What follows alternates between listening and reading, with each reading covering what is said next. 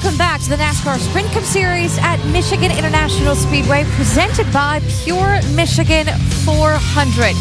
400 is exactly what we will do today. 400 miles. Marcus Ambrose got the win 1 week ago at Watkins Glen, and he got the win yesterday in the Nationwide Series race. Jeff Gordon still searching for win number 85. Those two drivers getting ready for the action in today's race, and so are you. Let's go trackside. And now, race fans, the Michigan State Police Color Guard will present our nation's colors. And please welcome Father Jeff Rose from Lumen Christi High School in Jackson, Michigan, who offers today's invocation. Almighty God, we thank you for another beautiful day here at Michigan International Speedway. We ask you to be with our drivers and teams as they compete for us in this Pure Michigan 400. And as this U.S. Army Band will honor us with our national anthem in just a few moments, we ask your blessing upon all of our servicemen and women, particularly those who will find themselves in harm's way today. And we ask this all through Christ our Lord. Amen. And now, race fans, once again, the 338th Army Band from Michigan and Ohio with our national anthem.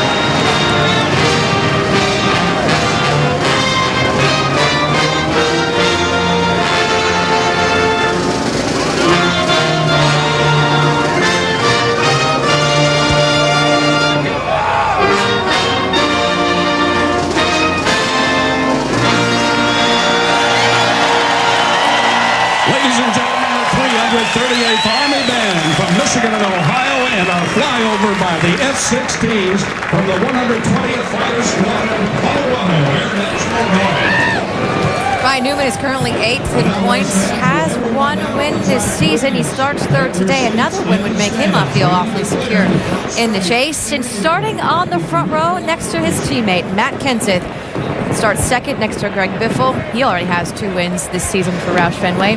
The scene has been set, which means there's only one thing left to do, and that is race. NASCAR Sprint Cup Series Pure Michigan 400 is brought to you by Pure Michigan. Your trip begins at Michigan.org. And the Sprint Summer Showdown and HTC Evo 3D, where $3 million is on the line. Pick your driver at sprint.com/speed to enter today. Well, this is a summer tradition in Detroit. Every 3rd Saturday of August, the Woodward Dream Cruise along Woodward Avenue. Every year, more than 1 million people take it in. 40,000 classic cars in the world's largest single-day automotive event. A couple of familiar faces there with the honorary starters, Jeff Gordon and Jimmy Johnson. Both of those guys have had some success at this track, as well as a few guys on our team, our family. Take a look at this. Handsome Harry Gant. Back in 1992, got the win here. And I want you to look at that. Who's his crew chief? Andy Petrie. Who's interviewing him? Jared Punch. Nice. Dale Jarrett got his first ever career win here back in 91. That was a great win. It was a fun race to watch. You know, DJ, he's put it on him a couple of times here. Who's this guy? Look at that young cat right there with the afro. He's looking good. Rusty Wallace back in 1988, and Cale Yarborough won here in 1982. This one is my favorite. Take a look At Well, look at that. Tim My goodness. That's got to be at least 60 years ago. Aw, all the days. My goodness. Back in the day. Alan Bestwick, you were just surrounded by such greatness up there, aren't you? And I'm glad you didn't pull out any of the really old pictures of any of these guys. Nicole, thank you. Rusty, Brad, thanks.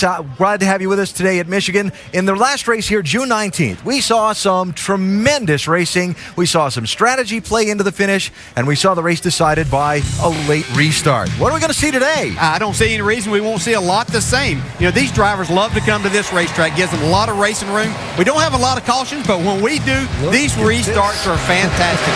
3, 4, sometimes 5 wide. I think we're going to see much more of the same here today. These drivers are willing to take some chances, some risk to try to get themselves in a position to win this race.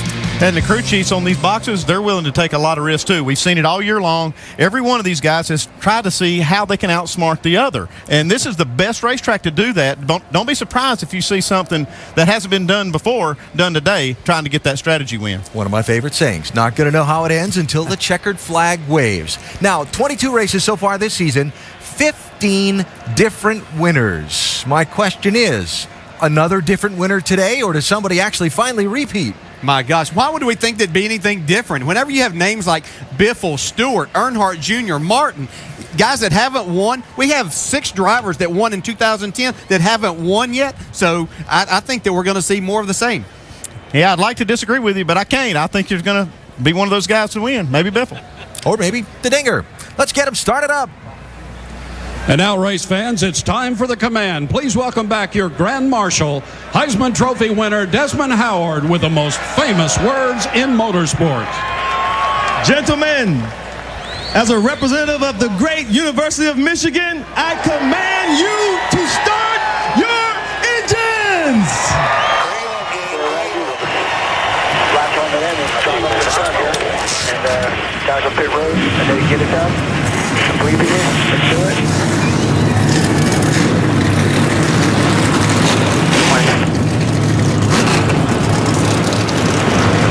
Well, if you want to talk big blue football with Desmond Howard, nobody better than Brad Keselowski, the Michigan native. He was at UM football practice the other day. Brad is our in-race reporter today. We talked to him on the pace laps. Next.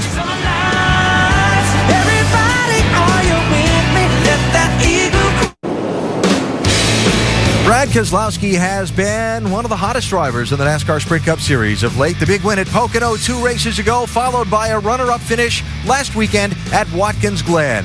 And there's nothing like winning at your home track. Brad Keselowski knows what that's like here at Michigan on 2 occasions. The Rochester Hills native would like to crack victory lane in the Sprint Cup Series today, and he's our in-race reporter lined up in that blue deuce in the number 6 position, DJ. By the way, Brad, the subject of our Gillette Pro Glide profile, Brad has really turned it up here in the last 10 races. You see how the performance has certainly turned some skeptics into believers here lately. Hey, Brad, Dale Jarrett, ESPN. You have a copy?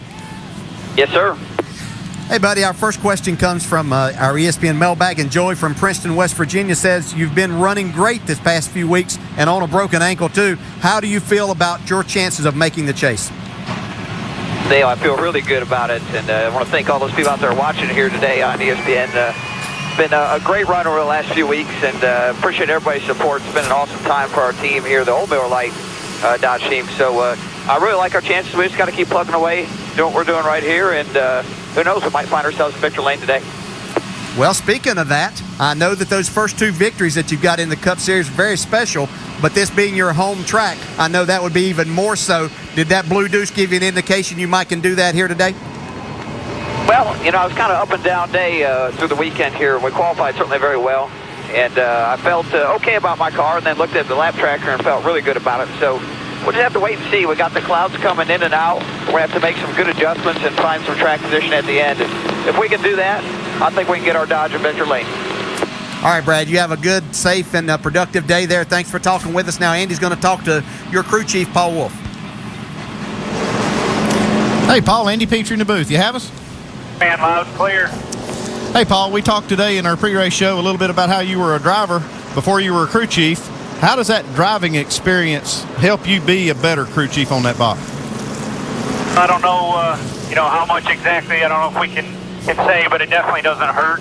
I've had a lot of opportunities to run it these tracks that are on this circuit. So, you get the sensation and some of the things that the driver feels and the feedback I get from Brad. So, surely doesn't hurt. And, today is, going to be another interesting race, I'm sure, with strategy. So, we feel like we've got good speed in our car. We'll see how the race plays out and, do what we need to do at the end to get the Miller Lite Dodge victory lane.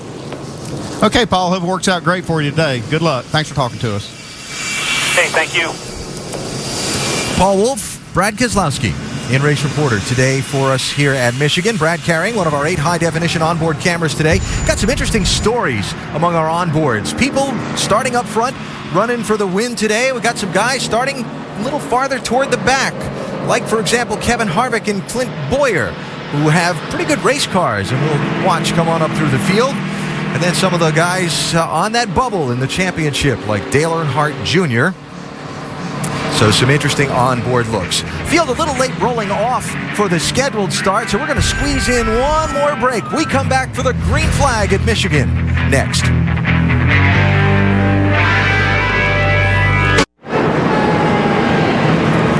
ESPN's live coverage of the NASCAR Sprint Cup Series with the Pure Michigan 400 today from the Michigan International Speedway. You see Greg Biffle choosing to start on the outside lane as the field comes to the 1-to-go signal, green flag, next time by. Kenyatta Houston changed tires on Kevin Harvick's winning truck yesterday here at Michigan. He's our over-the-wall reporter today, changing tires for David Gilliland. Have a safe day down there, Kenyatta. We appreciate you carrying our onboard camera. And some final stories from pit road before the green flag. We begin with David Burns. Dave? Alan, what will the right strategy be today for Dale Earnhardt Jr., 9th in the points, still without a win in the 2011 season? Remember, last week they achieved their goal of a top 15. Not the most glorious way to leave the Glen, yet they moved ahead in the points. This weekend, their driver and their car much more competitive. Their starting spot much improved.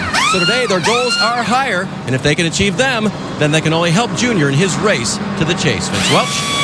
Well, as the chase nears, Tony Stewart has yet to score his first victory, and he sits 10th in points, just 25 points ahead of 11th place Clint Boyer.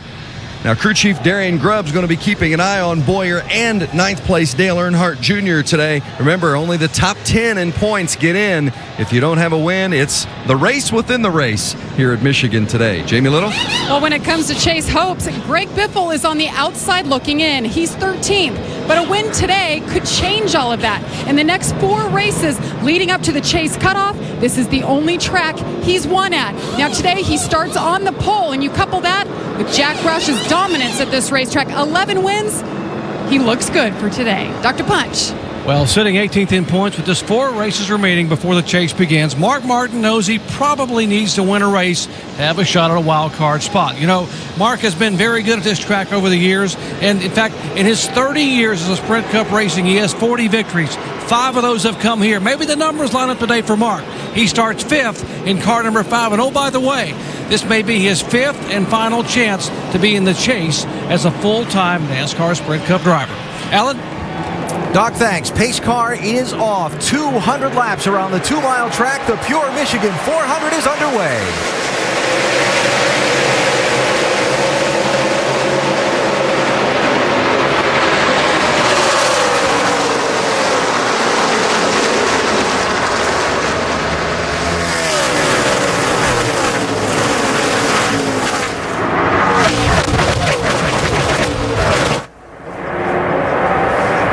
Fanning out. Didn't waste any time. Paul Menard, you can see, make a dive to make it 3 wide there. Casey Kane went to the high side. He told me last night his car really was good up on the top part of the racetrack. It seems like that's where Casey Kane likes to run, and he can carry that momentum and use it to his advantage better than most. Greg Biffle leads lap 1. Matt Kenseth slides up in front of Denny Hamlin in second. Single file for a minute, back through about the first 10.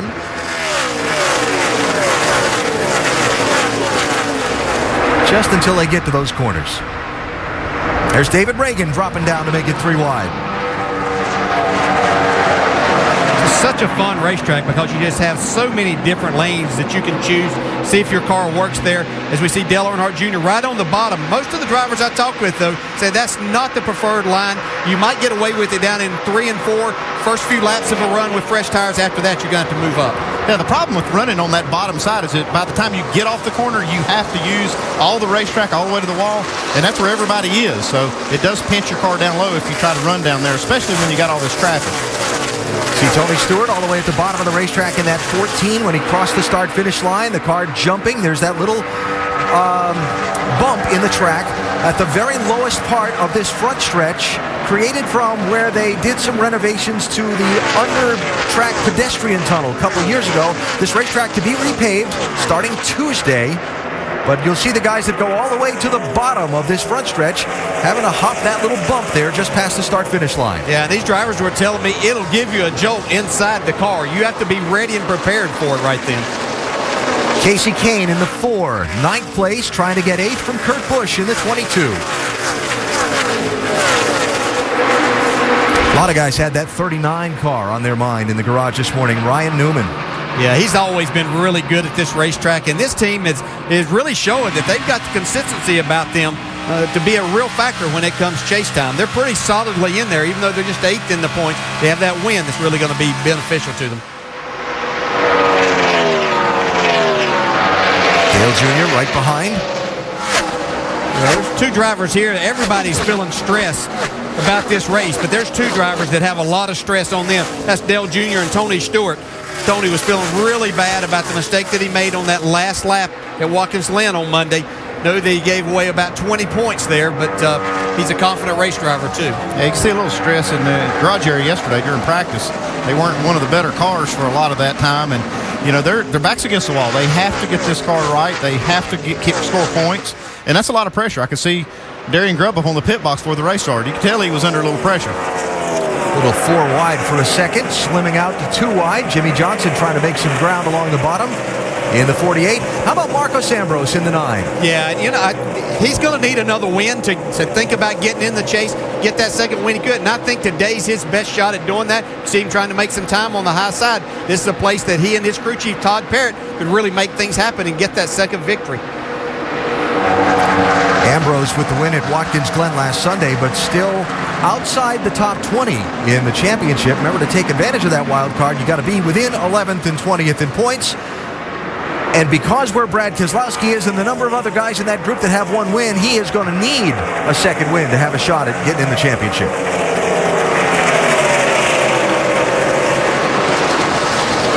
See Kevin Harvick there trying to go by Jimmy Johnson on the high side. Got a nice run. Kevin, saw him in practice yesterday. He worked pretty exclusively on the top side of this racetrack. You can get your car going up there. You won't have a lot of other cars impeding your progress. Well, there's nobody going to get between him and the wall. I can tell you that. I watched that practice in 3 and 4. It looked like he was just inches off of that wall. Track's a little cooler today as this race starts, so I'm not sure you're going to see, you know, every car moving to the top that early. So you can see we got plenty of racing room now all over the track. Watching 3rd, 4th, 5th, and 6th here. Denny Hamlin 3rd in that 11 car. Brad Keselowski in the 2. Kurt Busch, Ryan Newman right behind. Let's talk more about those track conditions for a second, Andy. You see this part of the track in sun, then a bit of shade. We saw when the race started a couple laps ago, the front stretch was in shade. Now it's in sun. How's that going to affect the cars and the drivers? Well, it's going to affect the cars. It affects the grip level quite a bit. And what you have to do is make sure that you're aware of it, especially making your driver aware that if he's saying, hey, I'm tight in 3 and 4, I'm loose in 1 and 2. Okay, well, look, what's the sun doing? Is it different on one end or the other? So Keselowski take that 3rd spot away from Denny Hamlin, his teammate coming there in the 22, Kurt Busch. You have to really be impressed with Busch and with Keselowski. The progress they've made this year with these race cars and teams, and I think the crew chiefs and engineers deserve a lot of credit. The drivers obviously doing their part. Tony Stewart moving up some in the early going. Started in the 18th position. Fell back a couple of spots in that opening lap shuffle. Is now picking his way back up to 16th spot. It was kind of cool how they came together and looked like Paul giving him a little bump draft up the back straightaway. Yeah, Paul gave it. He eased out of the throttle just a little bit to let Tony have that spot and get in line and see what he could do from there. You see Jimmy Johnson staying down on that bottom side. Not sure that's going to be that beneficial. He's trying to make it work down there, but continues to lose a couple more spots. Like his car is really loose right now. Speaking of the 48.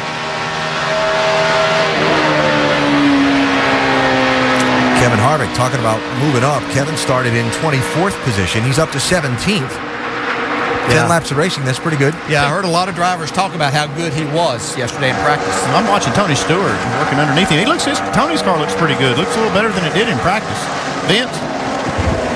Yeah, they really were searching with this car throughout the course of the weekend, Andy, trying to find the right spot for Tony Stewart. And as you guys have documented, this is one of those days where he doesn't have any wiggle room sitting 10th in points. They finally believe that they found a spot with the car in qualifying that they would have a good starting point today, but built a lot of adjustability into that 14 this afternoon. Well, if the track continues to go in and out of sun and cloud and that kind of thing, they may need some of that adjustability as the day goes on. A lot of that adjustability. So cool to watch these cars. As you can see now, Kevin Harvick going to go to the inside, but the big run, you can see Tony got 5 or 6 car lengths. Watch him dive to the bottom. He'll almost get past Harvick, but with that momentum that Harvick has up there on the top side, keeping the RPMs up, he has so much more straightaway speed on the exit of the corner here. That for 17th and 18th, while up front, Greg Biffle is ahead of Matt Kenseth by a second and a half. Biffle choosing the outside lane for the start. His prerogative as pole sitter. Used it to jump into the early lead, and he has paced all of the laps so far today here in Michigan.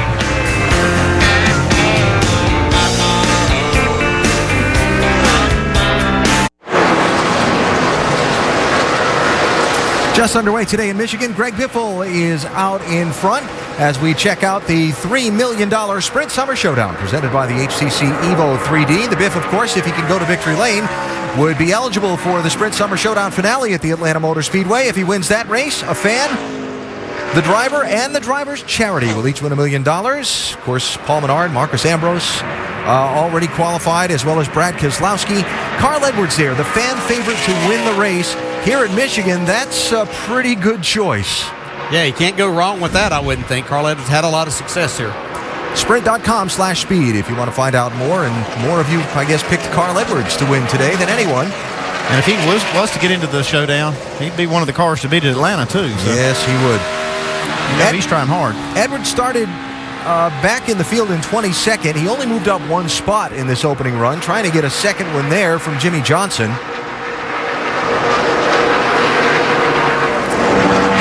They threw a lot of things at that 99 car in final practice on Saturday. Yeah, it's just been kind of a weekend where they haven't gotten the car under Carl the way that he wants to feel and the feel that he's really looking for. So making a lot of changes. Vince, how's it going right now? Well, Carl says he feels like it'll be good in clean air, but in traffic he just doesn't have the grip that he needs. And you guys are right. They really did struggle throughout the course of the weekend, and the car's just been loose all weekend. Bob Osborne told me today, said, not quite sure why. They think they might have gotten it a little bit better in that final practice, but they certainly had some concerns coming into this one for the 99 of Carl Edwards. Yeah, Vince, Carl did run all of the final practice here in this car on Saturday before hopping in the plane and running up to Montreal and getting there just in time for the start of that NASCAR Nationwide Series race. Some other races this year that have been the split sites for the Nationwide Series and the Sprint Cup, they've had to choose between practice time in the Cup car and the Nationwide race and so on. But he was able to run all the practice laps here. Hopefully that helps him some today. Yeah, I know he's got a huge commitment over there on the Nationwide side, but you know, it's getting time now.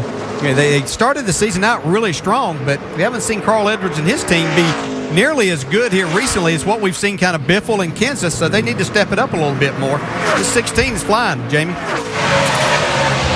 And Greg Biffle's been our leader since the beginning. This was him on the radio letting his team know about the competition. Where's he running, Joe? Pretty much the same as you. Third and fourth for Rimrod. That's the two Penske cars. He's about the same as you. He gets into three a little lower, Matt does, than you do. Starting to get a little greasy on the nose of 1 and 2. And they're talking about the line he's running versus his competition. A lot of drivers right now talking about running high is the place to be, and some of these drivers didn't practice there, Alan. Yeah, conditions, like we were talking about before, Andy, conditions are going to change and partly dictate what you're doing. They are going to change, and we can see now the lap times are 2 seconds off of their fastest laps to start the race. So that's when you start exposing some weaknesses in your chassis and things that you can work on. And the line, you heard Biffle talk about where are some of these other guys running. It's time to start looking around, see if you can find a better spot. Giving the grill of that 17 car a pretty good look, Dave. Yeah, the lower left, Andy, that's harmless, right? That little piece of trash? Come on. Yeah, I think so, Dave. Well, they don't think so right now. They did report, yeah, Matt, we see the trash on the grill. Watch your temps real closely. He was waiting for some temperature to come up on the air pressures to get the splitter off the ground, but other than that, the handling's been okay. But Tim Brewer in our Craftsman Tech Garage, what about that trash on the grill? What's the issue there? And it's a very delicate situation because anytime you stop the grill up, you're going to close off that airflow to the radiator. But what the driver, he's looking for right now, some traffic in front of him, because when he pulls up behind the guy in front of him, he's going to cut the fan off on the engine, and that paper is going to fall right off of there, and he's going to be back in good shape. Dave?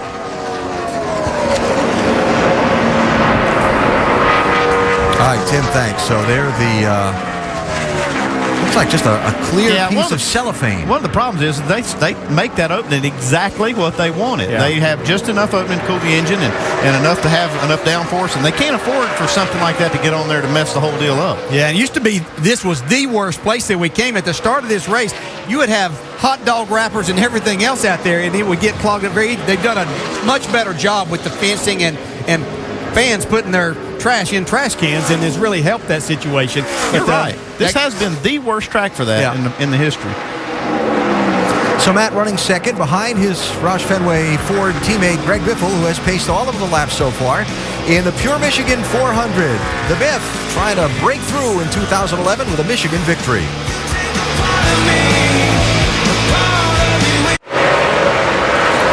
27 laps down here at Michigan International Speedway. Time for the AT&T Fastest Pit Crew of the Year award. The fastest pit crew is determined by the winner of each race, the fastest pit time, and then you, the fan, and your vote. Be sure to text the car number to 234-567 for your pit crew choice. We are coming up on the first round of pit stops, probably at this rate, green flag pit stops. Our leader right now is Greg Biffle, and for more on that, let's go up to speed with Jamie Little. And Greg Biffle has led all 28 laps. He's saying he's just a little bit free. So when he comes in, they're going to take some air out of the right rear to help that. This team desperately looking for their first win of the year as you see him coming up on some lap traffic. Dave? Jamie, at the end of yesterday's final practice, Matt Kenseth said to his team, we've got some work to do here. Overnight, they made changes. He's radioed in that perhaps a little too tight into turn one is the only thing wrong with the car right now. Ellen is caution on the track. Dave, thanks. Debris in turn number one has brought out the first caution of the race, and those green flag pit stops have just turned into caution flag pit stops, and probably for a lot of these teams just in the nick of time. I promise you, there's some drivers that want some adjustments that they wouldn't have been able to get on a green flag stop.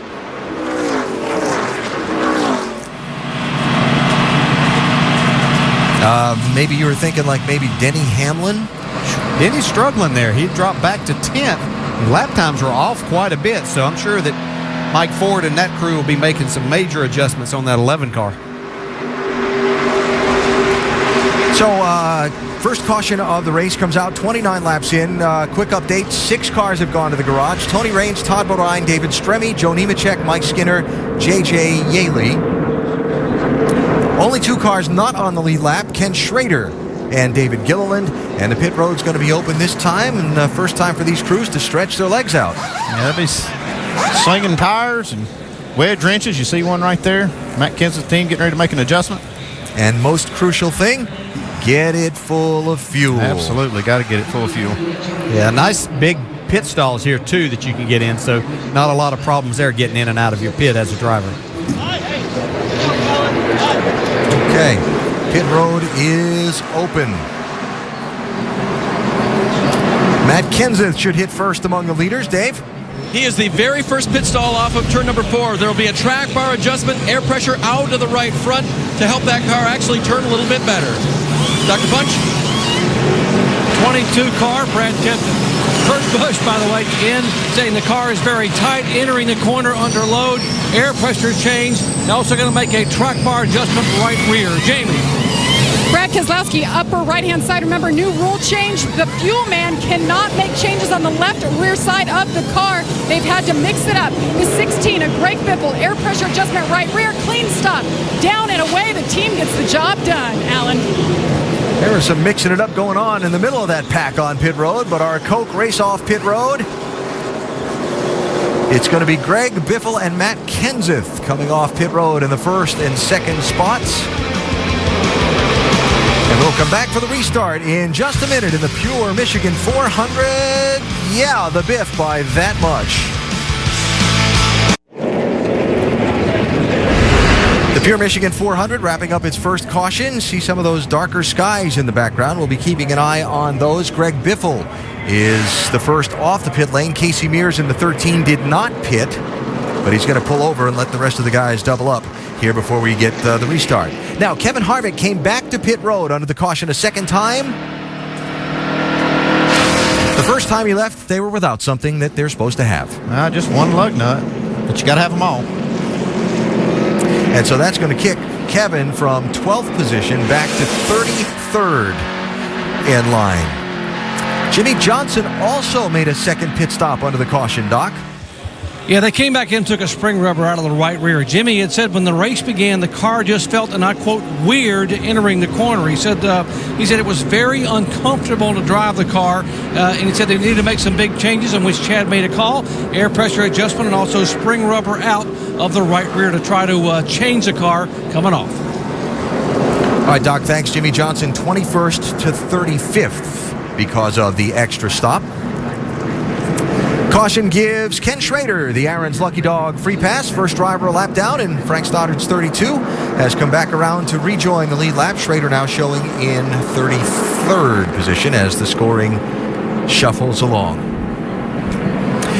There was a proud representative of the University of Michigan that gave the command to start engines to get this Pure Michigan 400 underway. He is in the pit studio with Nicole, Rusty, and Brad. Reliving some of Desmond Howard's glory days. He used to play here at the University of Michigan, a Heisman Trophy winner. Is he going to catch it? Is he going to catch it? Look at him, man. Don't do him like that. Don't do him like that. Oh, he did it. You know how it is. You know about rivalries, right. Brad. That's you know right. about the rivalries. That's right. Yes, sir. You were out there at the beginning of the race. You got to call the start of the engines. You were in the pace car. What do you think? This is a great experience for me. I've never been to a race before, so to have the opportunity to call the gentlemen start your engines was great for me. I was like energized. I was nervous, but the adrenaline started pumping. I tell you, I was so impressed earlier when I was riding past the cars and guys were revving up their engines, fine tuning them. I was like, man, this is for real. Well, I'll tell you what, Desmond, you liked it that much. Well, Big Brad here, he became a car owner. What about you, man? He's a lot smarter than that. You don't want no part of that, right? No,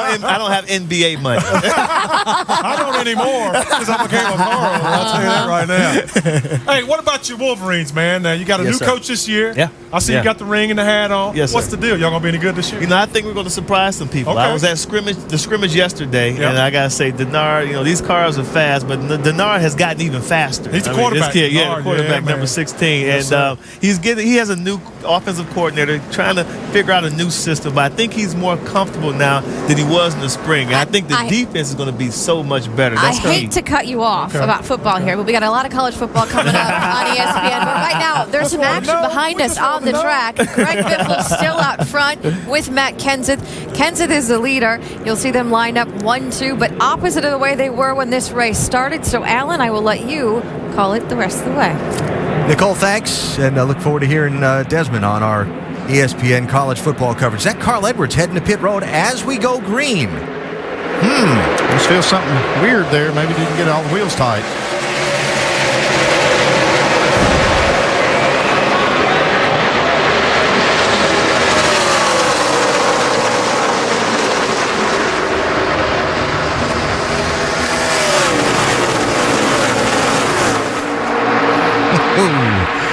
Kyle Busch with a moment there in that 18 car. Get quite a few of those on these restarts. They're just so fun to watch. Got the hood up on this 99 car. They got something serious going on. There's that outside run you were talking about, that momentum, DJ. Yeah, but Kenseth able to hang pretty tough there on this restart, a little more than he did at the start of the race. But 99's on pit road, Vince. They got the hood up on the 99, as you mentioned. It's just spitting and sputtering. They wanted to check the plug wires and make sure the plug wires were tight on it. Carl's going to take it back out, and they're going to see how it's running, and then maybe bring it back around. Bring it on back. Come back down pit road. Guys, go to the garage. So give them time. Just go. All right. That Bob Osborne and they heard Carl, and something the they didn't 99 like. car is backing up on pit road and headed toward the garage area. Now, they heard something in that engine they didn't like when he took off, so they just stopped him and brought him back. Now they can get under the hood. It's probably some mechanical issue under the hood, valve train related, quite possibly. 4 and 88, Casey Kane, Dale Jr. Throw Jeff Gordon into that mix for 5th place in the 24. Yeah, Junior having a great run here today. He had driven up to that 4th spot before that caution came out. Yeah, I was watching lap times. He had one of the fastest cars during the latter part of that opening run.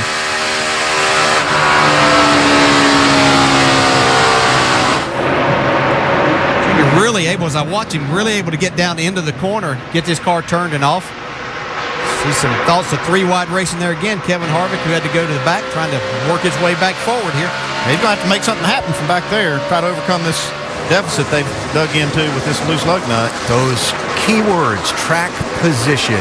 And, we talked among ourselves. Let's talk about it here. Sometimes these days it seems like you've got to run a perfect race to have a chance to win. Harvick's team just gave up a bunch of track position there, and he basically gave away everything that he did in the first run of the race. I guess if there's good news, it's that it's still early. That's the biggest thing. They've got plenty of time to make it up if they've got a good enough car. But from here, they can't make any more mistakes if they're going to try to dig out of this big hole. Yeah, it's just so competitive out there now as we see Casey Kane try to battle back on Jeff Gordon here.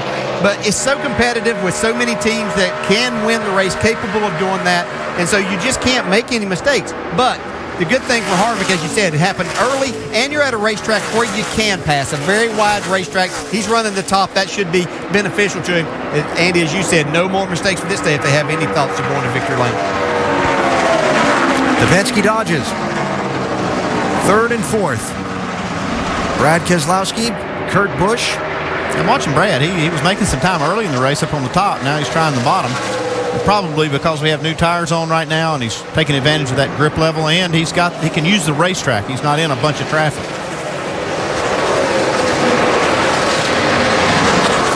00 David Rudiman, 6 David Reagan, 5 Mark Martin.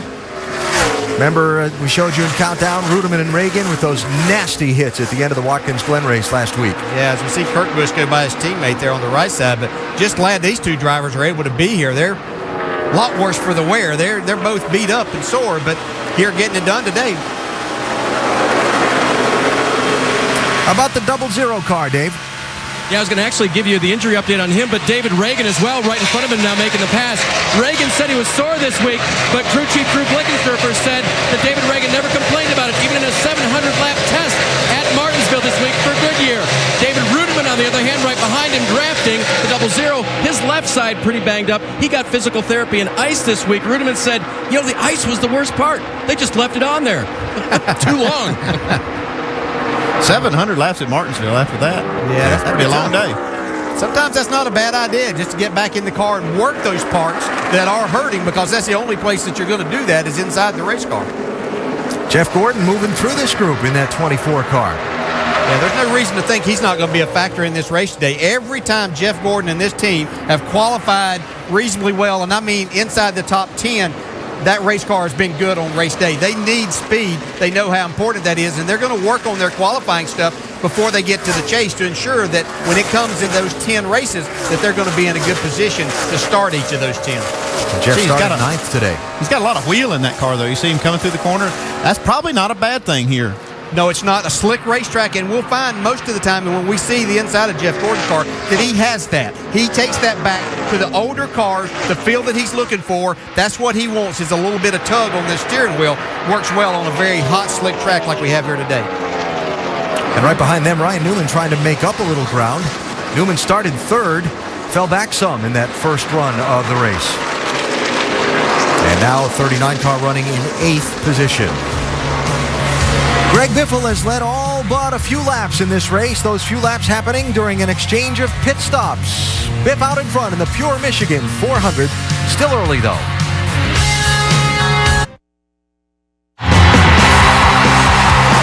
Winners are celebrated, champions are crowned, and legends are born. Home of the biggest events in motorsports, ESPN and ABC.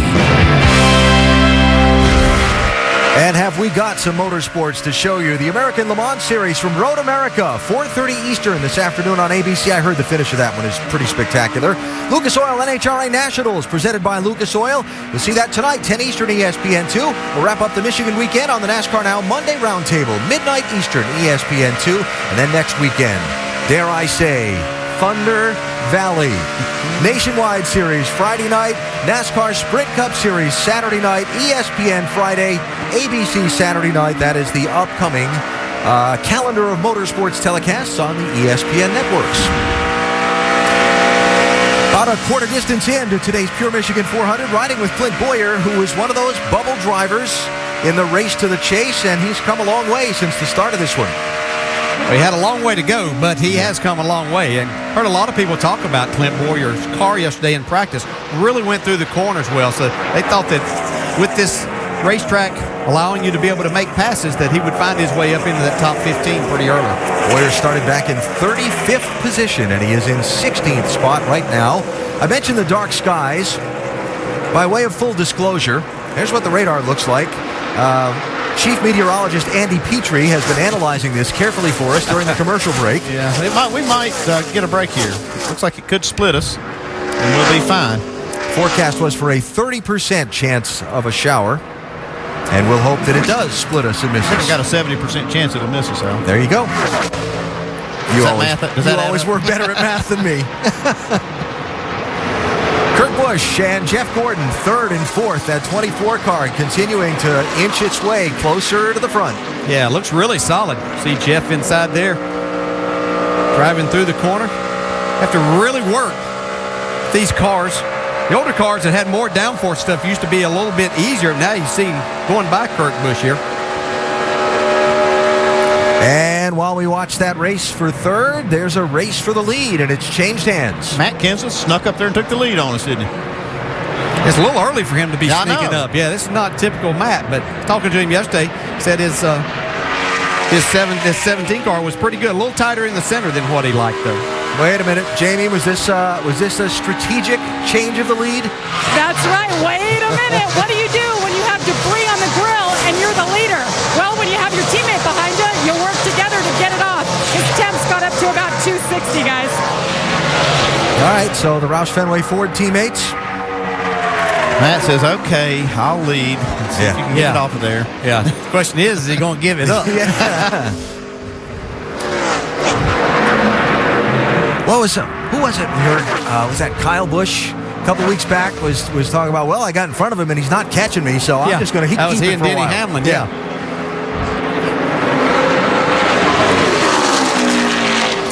Now, these two guys are leading, but one of their teammates is behind the wall, Vince. Carl Edwards is indeed behind the wall, and bad news is sitting here with his helmet off. Carl, as everyone scurries around the car, what's the diagnosis? I don't know yet. Something broke, but I got my little fan view here, and I'm jealous of Matt and Greg. This is one of the most fun races of the year. We had a lot of folks here from Aflac, from Ford, and this was a race for us to just go out and go for a win. And, something broke, but we're pushing the envelope of everything with the engine and with the pit crew and everything, and we'll get all this stuff worked out for the chase. But I hope we can get back out there just to have some more fun. I love this place. And we've got a caution on the track right now. Thanks, Carl. Yeah, Vince, Bobby Labonte with a spin in turn number 2. Saw a lot of smoke over there. Don't know if he hit anything. Put tires on it if we can. We got to put tires on it if we can. See the left front's down for sure there. It looks good from here. So if they get it down pit road without tearing the fenders off of it, they'll be fine. Yeah, just got loose getting into the corner right before he got to the center. Back end stepped out. Good wide racetrack, though, allowed him to not gather anybody else up and get it straightened out. Pretty amazing. Tires. At 190 miles an hour, thing turned sideways, not hit anything. Do a lot of things when you close your eyes and pray. Bobby running 29th at the time of the trip around turn 2. Yeah, that last round of pit stops, looks like Jeff Gordon's crew got his car a little better. He's moved up on these top two. Only one car on the racetrack, not on the lead lap. That's David Gilliland. That gives him the Aaron's Lucky Dog free pass. David running in 35th position. Will now come back around on the lead lap. Second round of pit stops. And again, Matt Kenseth will hit first, Dave. And this time he is first. Leading the race, he pits for 4 tires, Sunoco fuel. They were talking about a track bar adjustment. There it goes. It was real loose until he got around Biffle. Then it got really tight. Track bar and air pressure adjustment. Dr. Punch? Kurt Busch, left bottom of your screen. Kurt says the car is okay for 10 laps. Then begin to lose the drive off, and I lose the entire front grip by lap 15. They're going to go back on the wedge and go back on the air pressure on the front tires. Jamie. And Jeff Gordon made up some track position by making no changes on the last stop. That's the call this time. 4 tires, fill it up with Sunoco fuel. The 16, they're going a half round on the left rear wedge. Down and away, the 5 car is the first one off pit road. Greg Biffle will succumb, guys. It was close for second. Got a little strategy session going as we check our Coca-Cola race off pit road. Want some track position?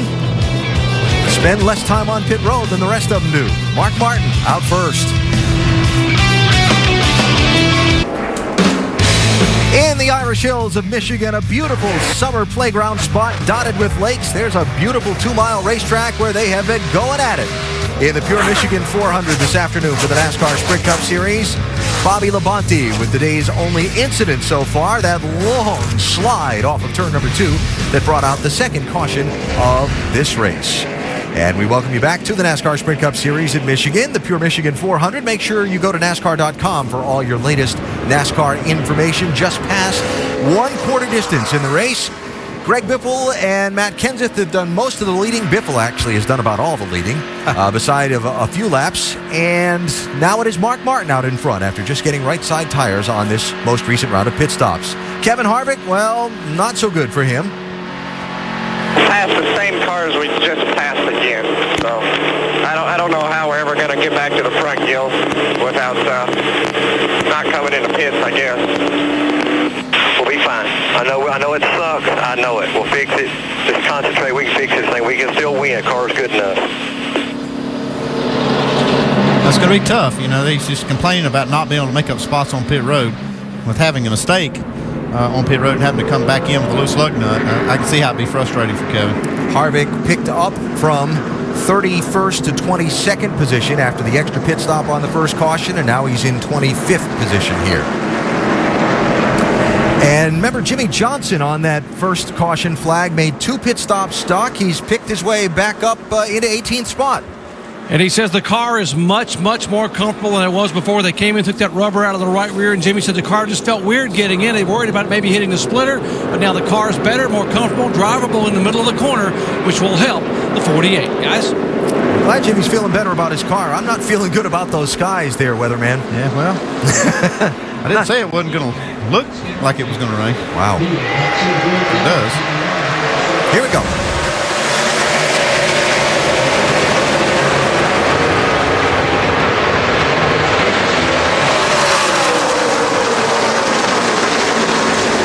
Not sure how good a feeling that is with 2 tires when everybody else got 4.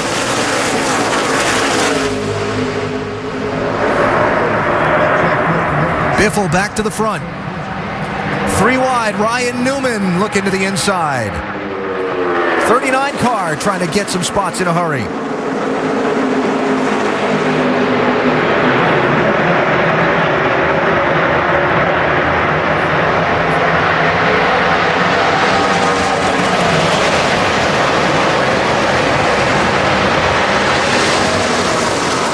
Tony Stewart, Jimmy Johnson, Clint Boyer trying to make some ground as well quickly after the restart.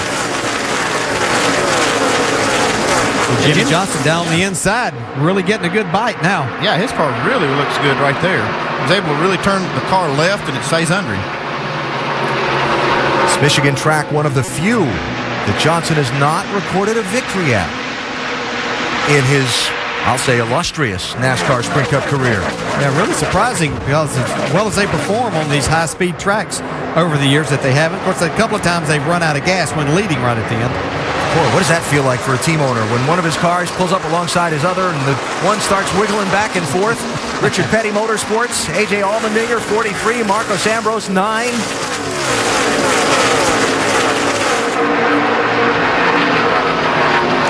Now, I don't like that if I'm a car owner. Yeah. Both of my cars running into each other. Just a little bump draft. I know. Ryan Newman still trying to make this bottom side work. A couple of laps into this restart. Is trying to get 4th spot away from Kurt Busch. Mark Martin hanging in there pretty good, though, after they got that through that first corner on those 2 tires. Yeah. And besides a whoa earlier in the race, first call of Kyle Busch's number on the day is running up into that front group. Yeah, and I think that shows a lot, too, of the kind of maturity of Kyle Busch, where in maybe the last few years you're seeing now he's got a nice run, going to make it 3 wide going into turn 3. I was just going to talk about how patient he's been. but he is making his way, given kind of what the car and the track's giving him, not pressing the issue.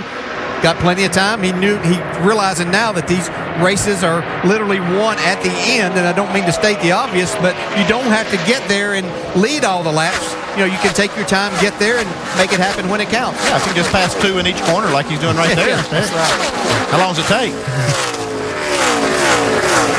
And if you're thinking about those rain clouds we were showing, long way from halfway. And the forecast is even if we do get a shower, it's going to go through relatively quickly, and we should see this whole 400-mile distance today. Tony Stewart trying to follow Jimmy Johnson through. Oh, Jimmy getting a little loose. Yeah, a little loose, but it looks like a pretty good idea on Tony Stewart's part. That 48 looks like he's got it hooked up right now and going. One struggling's right there that Jimmy's coming up on. Denny Hamlin still just hasn't exactly found what he's looking for in that 11 car yet today. 6 positions forward for Jimmy Johnson since the restart. Actually, that last run for Denny was not a bad run. It wasn't as good as the first one. This one here is more like it was in the first run. Yeah, of course, we'll see what exactly happens. But you have to wonder, too, how much Denny's kind of just taking care of things right now, seeing what his car's got, but making sure with this TRD engine that he's got something there at the end for sure. Well, one other thing that's really affecting the way these cars are running is the track conditions have definitely cooled off a lot. Those dark clouds Alan's talking about have definitely taken effect. Don't blame that on me.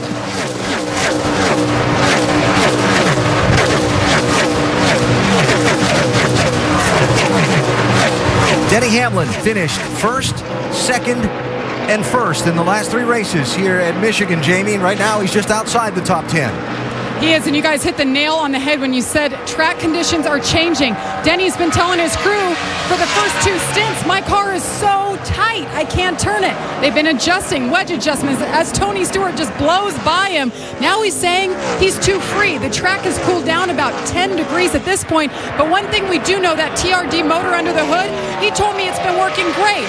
And the matter of fact, he said it wasn't because this motor is better than JGR. This motor has reliability. And Alan, next week he will be running the Joe Gibbs motor, and he'll be back to TRD the rest of the year. Next week at the short track event in Bristol. Look at this. 4 wide. And got plenty of room for more. Well, until you get off the corner. 78 car Regan Smith in the middle of that. There's Paul Menard in the 27, the Indy winner. Jamie McMurray in the 1 car. Told his crew at the end of final practice yesterday, we have the best turning car we've had all year. Well, that's a definite plus here. You don't want to get the car too loose, but you want a car that'll allow you to stay in the gas, turn really well. You see Kevin Harvick slide up in front, trying to get a little drafting help right there. That was close. That's what makes these guys good. If anybody could do it, right? Yep. I think Jamie had a lot to do with that, making it work.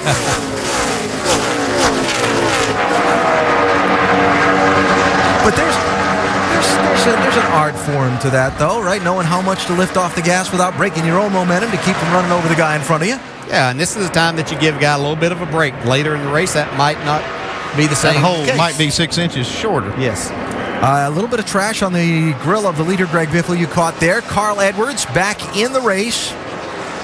Edwards some 28 laps down in 36th position. We really never got him to tell us exactly what happened to that engine, did we? No. He danced around it a little bit. No.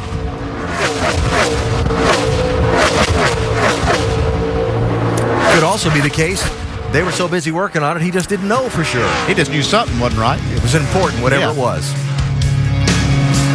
Past the quarter mark, about a third of the way into the Pure Michigan 400. Greg Biffle has dominated. Back at Michigan International Speedway, shy of halfway, Greg Biffle is leading. Mark Martin, after getting just right side tires, is running second at this point. Let's take you up to speed, get some updates on the Hendrick Motorsports cars, all of whom are having pretty successful days. Doc, how about this 5? Indeed they are, Alan. Mark Martin is a 5-time winner here at Michigan. You know, throughout the weekend practice, he was 4th in the first practice and 1st in the final practice. No matter what they did with this car, Mark said the balance was good and it was fast. However, when the race started today, he said it was sideways in the corners, loose in and loose off. He couldn't drive it. On this final pit stop a moment ago, they changed 2 light side tires and put a round on the track bar. And now Mark says the balance is perfect. Leave it alone. Jamie. And Greg Biffle's been top 4 all weekend long. He's proven that today in the race. The car's been good. The balance, great. Now, remember, last weekend at Watkins Glen, the team ran out of fuel. We're talking about Greg Biffle, the leader. He ran out of fuel. They're reminding their driver already that they need to conserve fuel. This is not something that's been a strong point this year, so they've got to keep their mind on fuel mileage. Doc? When the race began, 5-time Sprint Cup champion Jimmy Johnson started 19th, and he said the car just doesn't feel comfortable.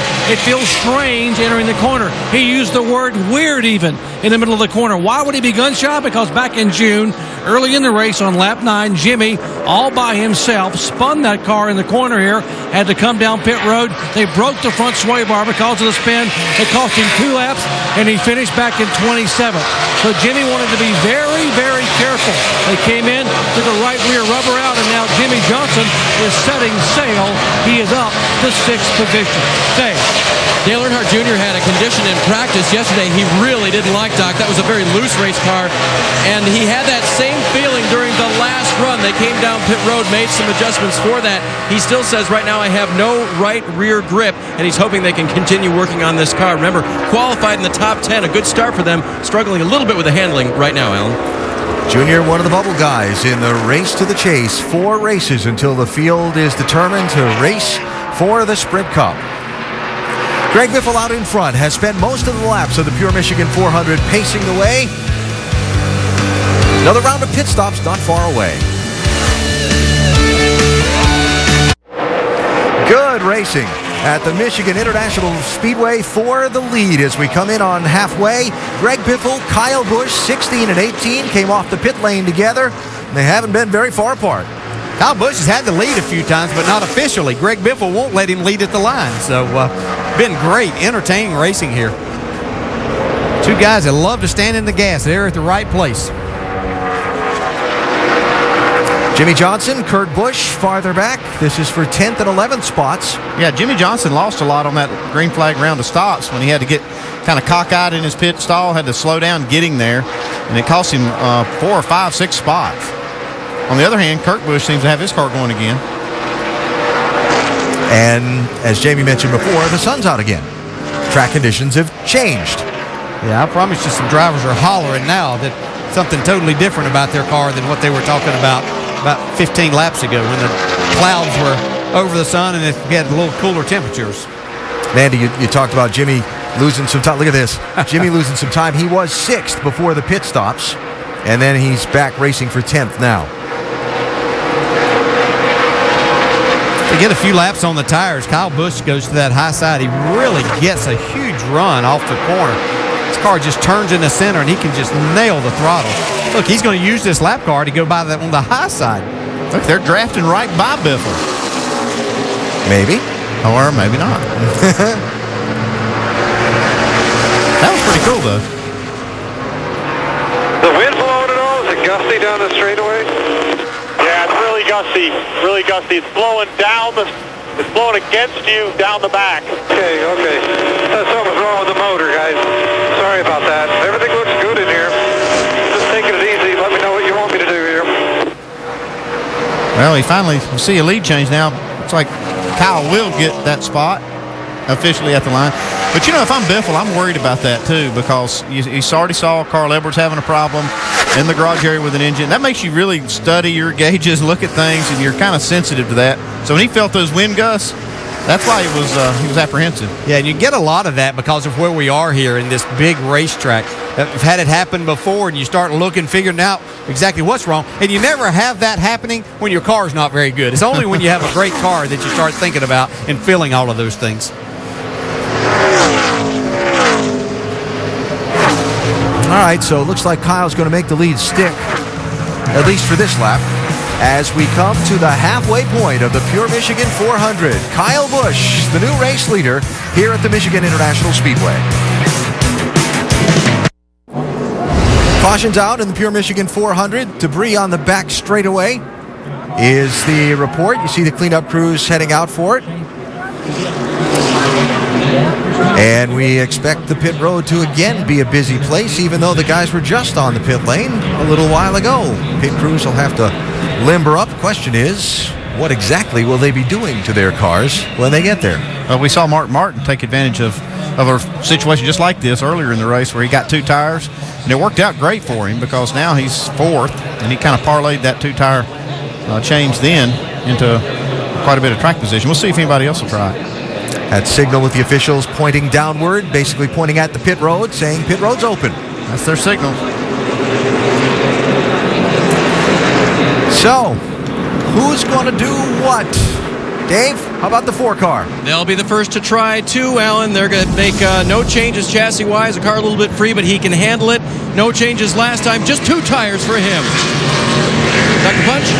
And left lower screen, it worked last time. Why not try it again? 2 right side tires only for Mark Martin. They're going to go back up on the track bar. 1.5 rounds. The car was very, very tight. Vince. The 18 of Kyle Busch, they debated a 2-tire change, but they're going to stick with 4. Also going down a half round on the track bar. Jamie Little. Greg Biffle saying he got really tight there after he lost the lead. Half round a wedge, and they're going to take 4 tires as the race off pit road continues as Greg Biffle is in his pit box. He's down and away and gave up a lot of track position, Alan. Look at that. 2. Looks like there were a lot of crew chiefs paying attention when Mark Martin did it. Track position. Casey Kane first off the pit lane in the 4. We'll come back for the restart in a minute. The running order really shuffled up. We're back at Michigan International Speedway, 134 laps complete, and you are looking at the leader, Jeff Gordon, followed closely by Matt Kenseth. Lap leaders today, Greg Biffle has led 86 of them. He's mired back in traffic now after some pit strategy. He took 4, others took 2. We've seen 16 lead changes and only a couple of cautions. Kyle Busch is still your leader. Following up on a couple of stories we talked about earlier and the strength of Brad Keselowski, currently running 4th. And just continuing to build on the momentum that he already has. Has had an outstanding past couple of weeks as far as racing the race car. You know, he's rode Atlanta testing. He has showed some real resilience. I tell you what, though, the thing that's been interesting about him, he's talking about his car getting a little bit loose because we've been listening to him. It's going to be interesting to see if he can hang on to that race car, been a little banged up. In fact, he was just talking to Paul Wolfe over his radio. He may be having a few problems in the cockpit. Long to his head, man. I'm getting really loose now. Almost feels like I got a flat. Need less than 10. Less than 10. You're doing fine. If you have to give them a little bit of time, you have plenty of room. We will be seeing some pit stops coming up in just a few laps. It will be interesting to see if they make any adjustments. If you were with us earlier, we also talked a lot about Carl Edwards. At this particular track, he was the best driver. 6.2 average finish. He was the guy, the Michigan Master. Now he's running in 36th and 28 laps down. Yeah, some type of engine problem. They brought the car to the garage, the open hood. They worked on it, really made some major changes, valve springs, spark plug wires, things like that. But the car's back up running good right now, but he's 28 laps down right now in 36th. And green flag pit stops. Here we go. Doc, you're with the 5. Well, they'll have to make one more stop. Mark Martin, left side of your screen, watching the leader, right side. Right side, tires number Martin had taken only right side the previous time. The car not handling well, still loose on exit. Also on pit road, the 22 car of Kurt Busch. Remember, he bounced it off that turn 1 wall. They had to pull the fender out. There's a damage on the right side of the car. He is down and away just a hit over 15 seconds.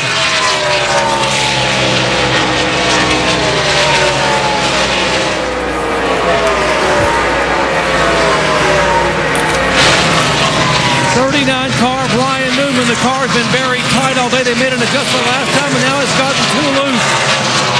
Air pressure change, chassis adjustment, 4 tires for Ryan Newman, trying to hang on to a top 10 spot in the point standings. 8th in the points, wanted a solid top 10 finish today. Good pit stop for the 39, 13 seconds. Here's the 14 car, Vince. Tony Stewart says it's just a little free, center off. They made a 4-tire change for the 14 of Tony Stewart.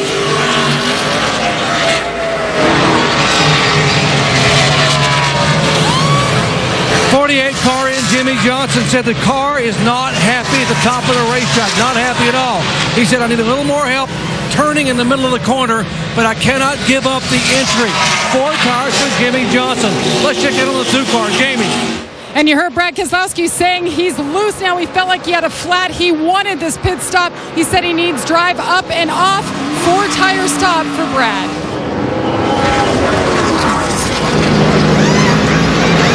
17 car of Kenseth is in. It'll be a 4-tire change. He was still loose. Only air pressure change, so the changes have already been made for Matt.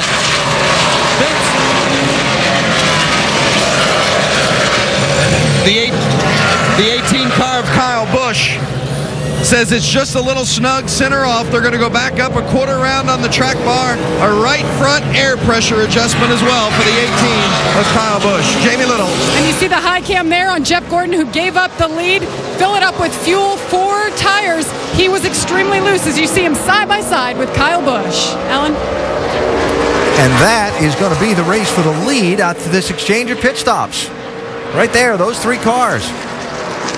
Just impressive what Kyle Busch did. He was almost 2 seconds behind Jeff Gordon at the time. Made up a lot of time getting on to pit road, and then his pit crew once again doing a fantastic job, Andy. Both crews did a good job right there on the stops. The difference really was that getting down on pit road. See, Kenseth, though, he pitted a lap earlier than these 2, and he's out in front.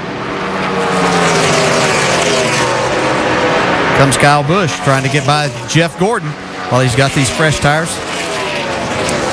So 61 laps to go. A round of fast and frantic green flag pit stops. Matt Kenseth will come away with the race lead. There's the race for second. The way Kyle Busch was at the end of that last run, don't count on him not having the lead in just a little while. 18 car is flying. Still a good bit of ground to go, though, as the race off of pit road turned out to be the race for the lead. By that much, Matt Kenseth is back out in front. Ever-changing picture here in Michigan. Cloud cover back over the speedway again, and Jeff Gordon back out in front of the race as we look to see who's in contention to race for $3 million in the Sprint Summer Showdown presented by the HTC Evo 3D. Of course, Gordon, a lot of success at the Atlanta Motor Speedway. If he can win today and then go on to win at Atlanta, Jeff, a fan and a charity designated by Jeff, would each win $1 million. Paul Menard, Brad Keselowski, Marcos Ambrose, all qualified already. Entering now at sprint.com/speed. Jeff Gordon would not be a bad pick. I would put that $3 million in jeopardy there if Jeff wins today. He really is good at Atlanta. Yeah, I don't think you can count Brad Keselowski out of an opportunity to win that too. He's sitting there in 4th. Very fast car here. So as we went to commercial, Matt Kenseth and Jeff were there fighting for the lead. Here's how the pass happened. It took Jeff's car about 2 laps to build up a little bit of air pressure, and then he came strong when he did.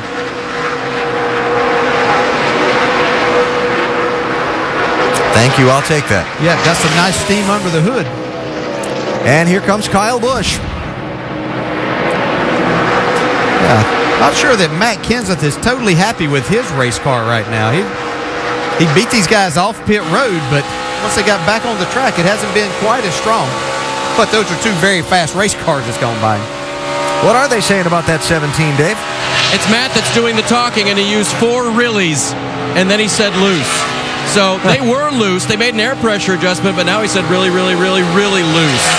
How loose is that, Dave? Yeah, that's on a scale of loose to loose, it's really loose. All right. And again, the changing weather conditions. Here come the clouds again. That going to help him or not? Well, what's going to help him more than anything is if he can kind of maintain this spot as the car's taking that air off the front end, will tighten his race car up.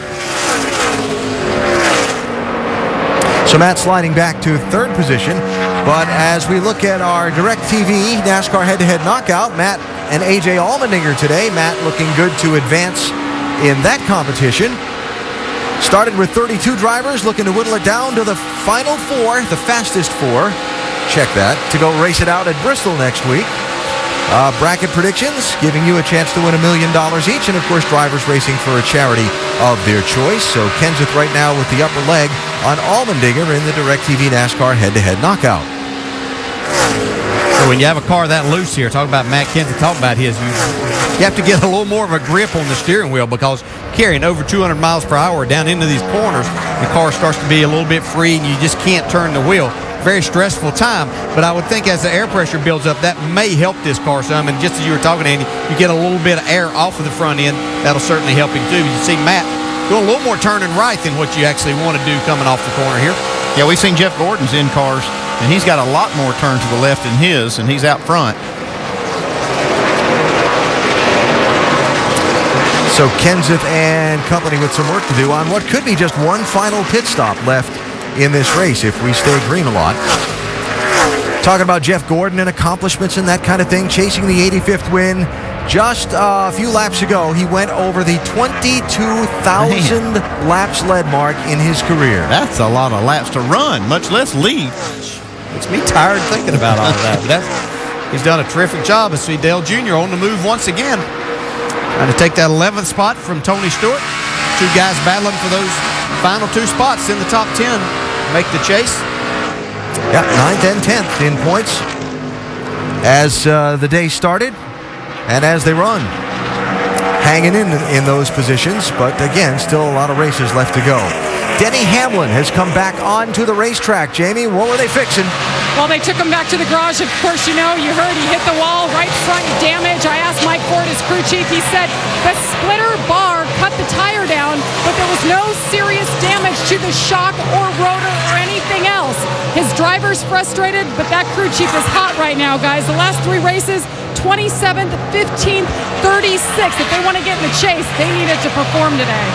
And Jamie, that's kind of continuing a trend. Hamlin's had only one top 10 finish since he won here June 19th. Not going to get it today. He's 15 laps down. So Denny Hamlin looking to get this thing turned around when we get to Bristol next week, if he can, because Michigan's not going well for him today. ESPN's coverage of the NFL preseason continues Monday night with a pair of NFC contenders. How about Jay Cutler and the Bears taking on Eli Manning and the Giants? It's Monday Night Football preseason on ESPN Monday at 8 Eastern. Coverage beginning at 7 Eastern with Monday Night Countdown. Jeff Gordon leads, 48 to go at Michigan. The NASCAR Sprint Cup Series racing at the Michigan International Speedway in the Pure Michigan 400. Make sure to go to NASCAR.com for all your latest NASCAR information. A little past 3/4 of the way through today's race.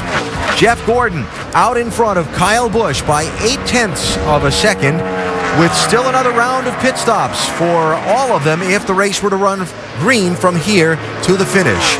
Kyle Busch making a nice rally of some lost track position when his team went for 4 tires and a lot of others only went for 2 earlier in the race. Kyle marching his way now all the way back up to the number 2 position. And Matt Kenseth, who led off the pit lane a moment ago, has now slipped back to 3rd, 1.9 seconds behind race leader Jeff Gordon. Some other stories to touch on and some other players that have come back into the mix as we run into the later laps. Jimmy Johnson talked earlier about one of the few racetracks he's not won at yet. Yeah, it's very surprising with speed this race car and this team always has. But again, they've been in position a few times, so just fuel has gotten them a couple of other times. He's got a fast race car on this run. Jimmy making a nice rally, Doc, after a little hiccup that forced an extra pit stop earlier in the day. Indeed he is, Alvin, and I asked, you saw the graphic a moment ago, I asked Chad Canals about, hey, you guys have run so well here, why haven't you won at Michigan? He said just what DJ said, we've been close every time we come here, we've run well, we've had gas, been an issue a couple of times, but as a moment ago, Jimmy said, Chad, the car is the best it has been all day. I just got to figure a way to get to the front. Jimmy liking what he's got. Jamie. And behind him, Brad Keselowski. They just had a little chit-chat, he and his crew chief, Paul Wolf. Brad said, hey, I need some help here. This car is not getting better. And Paul said, we've worked on both ends. Nothing's worked. What do you want? He said, we're dragging the splitter the first 10 laps. Then we're sideways loose after that. So expect a big change, a big adjustment coming up. Doc. Likewise, a final pit stop for Mark Martin, a 52-year-old driver who would love to be able to win today and maybe get another win and somehow get this car into the chase. Mark said the car was loose the first half of the race, and now he's been battling tight the second half. And he said, ridiculous tight. Exact quote from Mark Martin. They got one more chance to adjust it to free him up here on the final stop. Dave. Crew Chief Kenny Francis told me this morning, Casey Kane likes to be able to look left and have the car turn. That's a loose condition. Well, that's a razor's edge, too. And today he's been just a little too free. That's the condition now. He just got passed by Mark Martin. How about a driver with a lot of pressure on him? Clint Bowyer came in today 11th in the point standings, started back in 33rd position. Why? Because he said the car was so tight in qualifying, he couldn't get it to turn. But he has driven this car all the way up into the top 10. That's exactly what they've got to have. Top 10 finishes. On the last pit stop, Clint said the car was a little bit loose early on, but it came to him as the run went on. Dave. Hey, Doc, before that last round of pit stops, Junior was running 12th. They made a good pit stop, made no changes to the race car, and he's driven back up to the 9th position. He is getting a challenge from Biffle right now. It looks like he's going to give way to Greg Biffle, but Junior's car handling very well for him right now. He says it's pretty decent. And Greg Biffle behind him started on pole, his first this year, and here battle for the lead up front. Jeff Gordon is checking out. Meanwhile, Greg Biffle, though, they made that call to take 4 tires, 2 pit stops ago. It could have been the wrong call. He slipped back, lost 9 positions. And look at Kyle Busch, blows past the 24, guys. This is some good racing up front. Let's go back to Doc. Great battle up front between Toyota and Chevrolet at the front of the field. How about an update on the 39 car? There's, wait, let's watch this. 24 trying to come back to the high side. Jeff Gordon trying to get back by Kyle Busch. And the fans are loving it here at Michigan. Gordon is the leader. All right, Doc, thanks. We'll check back with you on Ryan Newman here in a bit. But Kyle Busch, what a run he got. Looked like Gordon ran up on David Ruderman and maybe had to hesitate a bit, and Kyle tried to pounce. Yeah, it looked like he just had to come out of the throttle a little bit, down into 1, lost a little momentum. Kyle Busch took advantage of that for a split second. That final round of pit stops, not far away. Check on the AT&T Fastest Pit Crew of the Year award. Paul Menard currently in the lead. You can help determine the standings. Vote from your AT&T phone by texting the car number of your favorite to 234-567 for the pit crew you think is the fastest and most valuable.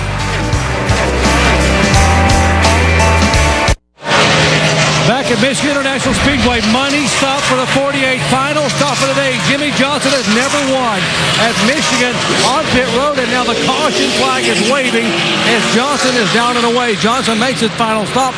Everyone else can make their stop under yellow. And the 48 will stay on the racetrack when they do. That might just put Jimmy Johnson to the lead. Yeah, that was a good break for the 48 team. Finally, something went right. Yeah, buddy, that was a good one, Chad. Now, wait a minute, I might have to question that. Finally something. They've had 5 pretty good years. There's the reason for the caution. The 36 car of Dave Blaney was coasting very slowly around the racetrack and was going to be coming onto pit road, coasting at a very slow speed while guys were diving off at full speed to make green flag pit stops. That could have gotten ugly. It was going to be a very, very dangerous situation. This was a good move by NASCAR to throw that caution because you can kind of see this storm brewing, and they just kind of headed it off. So, 4th caution of the race. Going to give David Ruderman the Aaron's Lucky Dog free pass. He's the first car not on the lead lap at the moment. Everybody can make it from here, so Jimmy Johnson has made his last pit stop that he will have to make for fuel. All these other cars will come down this time. There's David Ruderman, just behind the leaders here at the caution. Just before the caution, Martin Truex, A.J. Allmendinger, Kevin Harvick, Regan Smith, Joey Logano, and Jimmy Johnson had been on the pit lane. And the only 2 that stayed on the lead lap, it looks like, is Jimmy Johnson and Joey Logano. Looks like the other cars did go a lap down. They'll probably opt for the wave around when we get the one to go. And have to be very honest, Andy, I'm not sure whether Logano stopped in his pit or not. Or he may have gone back out. So we'll have to double check. Crucial pit stops that'll come with 31 to go, Dave.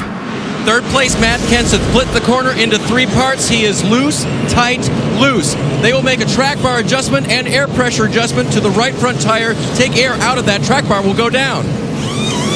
Vince? The 18 of Kyle Busch, his car has been so good throughout the course of the day, but now he says it's just a little bit snug in the center.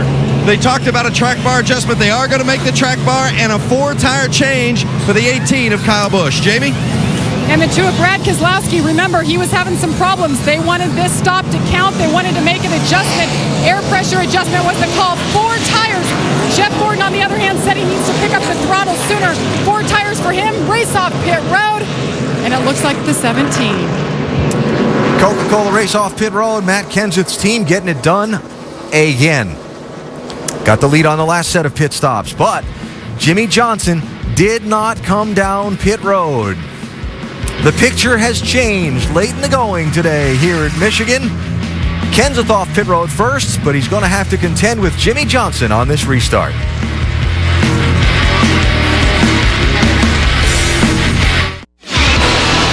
NASCAR Sprint Cup Series Pure Michigan 400 is brought to you by Pure Michigan. Your trip begins at Michigan.org. Axe Shower Gel. And AT&T, the nation's fastest mobile broadband network.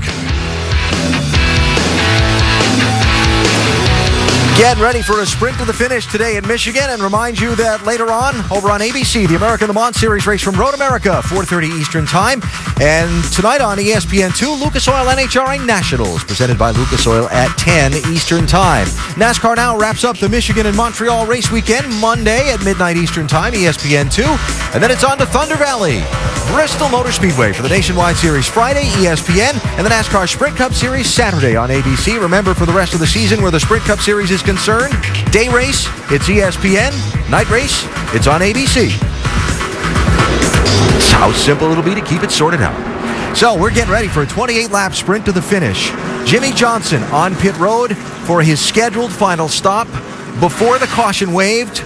Stayed on the racetrack.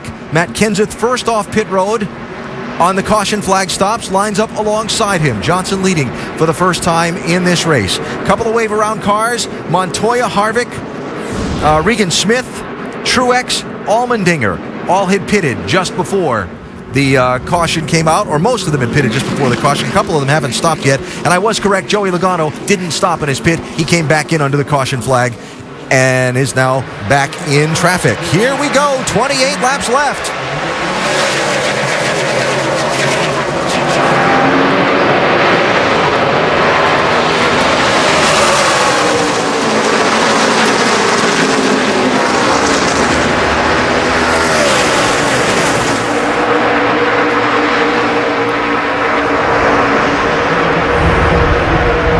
I always want to hold my breath coming off of turn 2 until they sort that out. I was literally holding my breath, waiting to see what was going to happen here. And you're doing the same thing in the race car. I can promise you. It's very tense moments, but a lot of fun. See Jamie Murray up on the high side already trying to make some ground.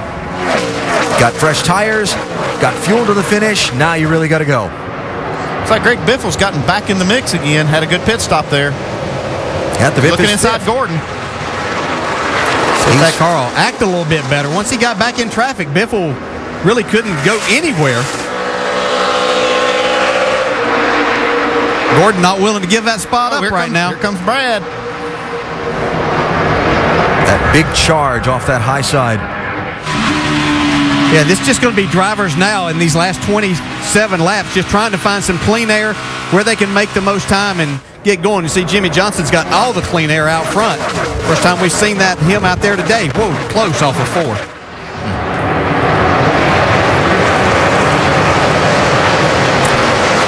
3 wide, now back to 2 wide. Sound like a spotter up on the roof. Inside, outside. But Jamie Murray doesn't have to worry about anybody saying outside of him. You can see him up against the wall up in front of this crowd. Kyle Busch, 18, on the move for second place if he can clear Matt Kenseth. I think Kyle Busch has the best car in the long run situation right here. Look at Gordon get a real good bite up off the bottom. Can he make it stick? I think for Kyle to have a chance at winning is what I was going to say is he needs this to go green till the end. Brad's getting aggressive too. Look at this. Kenseth down on the bottom. They might not get to the end running like this. Wow, what a move that was by Kenseth. Yeah, watch this though. Going to get loose right here. Going to be loose. Here comes Brad with another big run. What's he going to do with it? He's going to push Kenseth. Which spot do you take? He likes that higher side a little better. Pushes right by Gordon.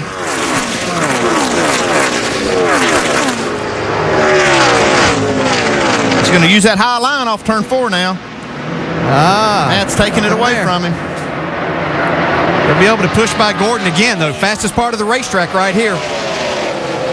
When something like that happens, when you're Gordon and Keselowski goes up and bump drafts the guy you're racing with and helps nudge him by you, you kind of like the guy in the rush hour traffic that the other guy doesn't want to let in line when you're merging off the ramp. Why you? Yeah, something like that. The language might be a little stronger as we see Dale Jr. and Mark Martin battling for position here. But you'll also remember that if a situation gets reversed here. Saw that trash that was on the grill of the 88 car blow off when he tucked up behind Martin in the 5. Dale Jr.'s up in the 9th spot. Been a good, solid day.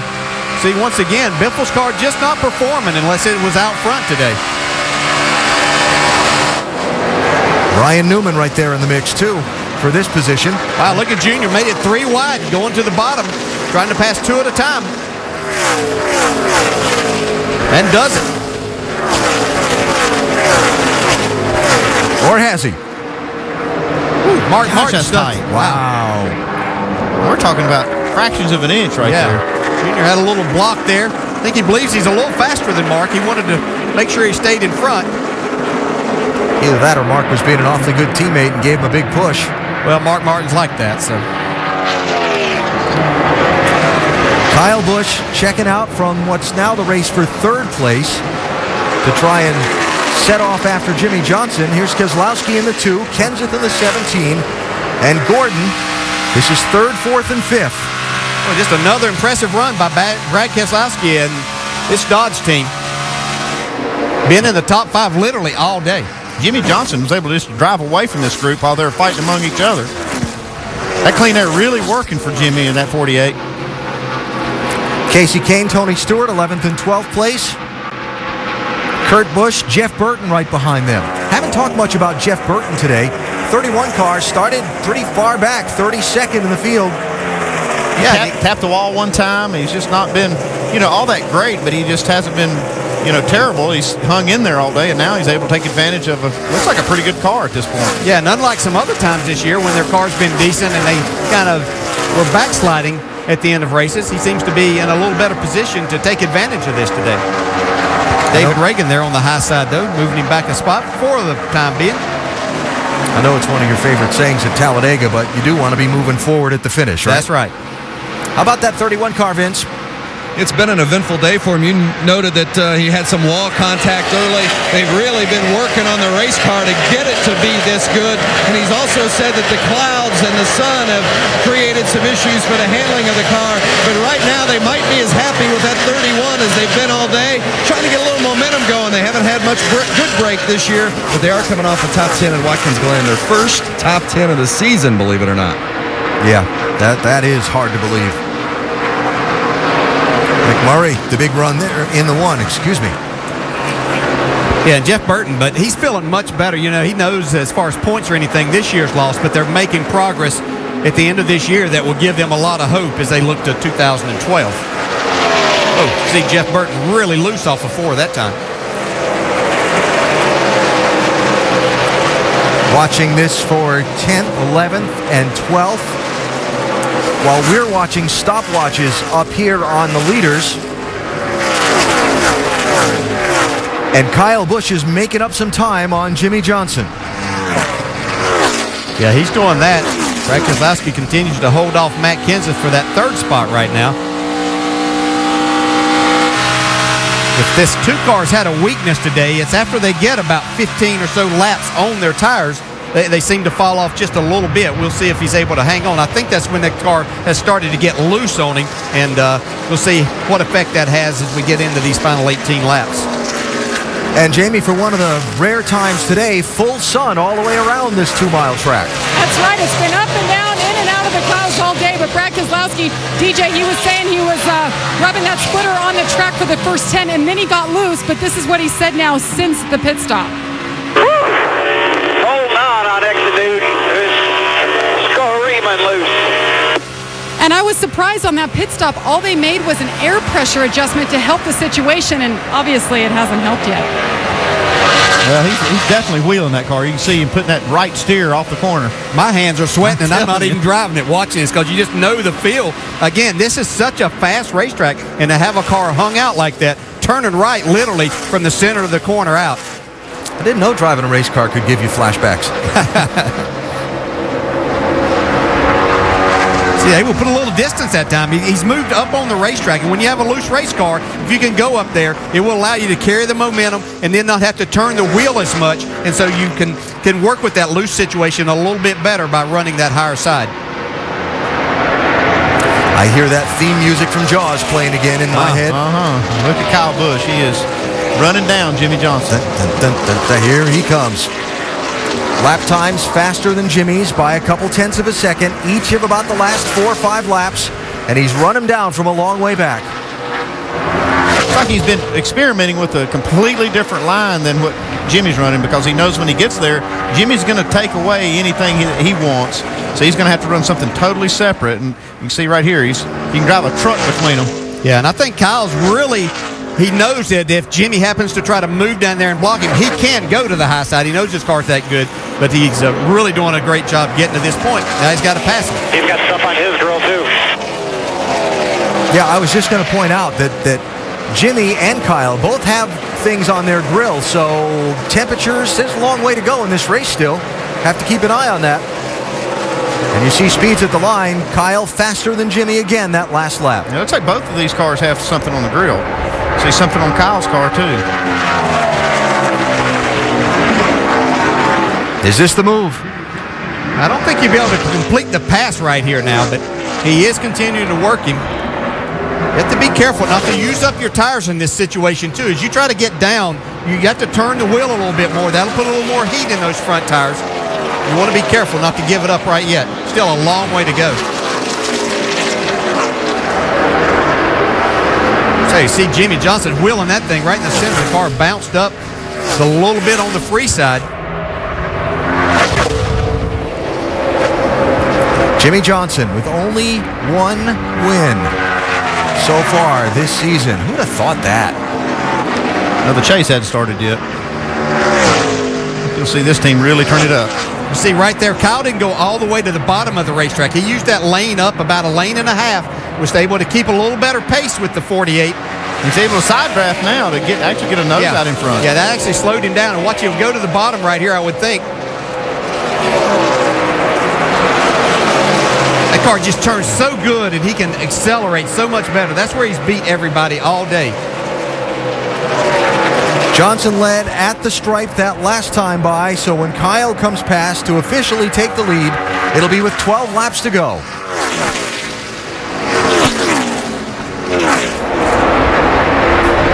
And I know Jimmy, he's got to be just searching around, find a line, find something that's going to make that car go. You can see right there, he got a good run up off the corner that time. I think he was so intent as Kyle was catching him to make sure that Kyle wasn't able to get there and go around the high side. That might not be Jimmy's best place, as he found the middle of the racetrack there that last time. Now it's going to go to the very bottom. That's what's so great about this track. And so if you're Kyle, you were talking about Jimmy, finding where Kyle's running, and so now Kyle's doing a little looking in the rearview mirror and making sure whatever line Jimmy's using to make ground on him. It's like Mark Martin's car is peaking at the right time, too. Mark now in the top 5. And he's been among the top 3 fastest here for about the last 5 or 6 laps. Yeah, this team really thought they had a good race car for this race after yesterday's practice. See, still a little trash on the grill of that 24. I don't know if they're trying to work together to get that off or not, but it's getting down to the end of the race. It's only 10 to go. Would they be trying that right now, Jamie? That's exactly it. It's choreographed. Jeff Gordon's yelling, saying it's flashing red. He's up over 260. He is loose as heck, and you see the debris is still there on the grill. His teammate Mark Martin trying to work with him, went around him to help. Now Mark's checking out and leaving Jeff high and dry up there with high temperatures. I was going to say, it's getting down to 10 to go. I don't know how much I'm going to be doing that if I'm Mark. Gotta go. Kurt Busch, Tony Stewart, David Reagan racing for 11th position. A little deeper in the field. Kurt Busch just power slid off that corner right there. David Reagan coming back with a nice run after that vicious hit at the end of the race on Monday. Kurt Busch in the wall. Yeah, he was dead sideways coming off the corner before. Second time that's happened today for Kurt. Didn't slow him down much. And this for 9th place, Earnhardt Jr. and Casey Kane.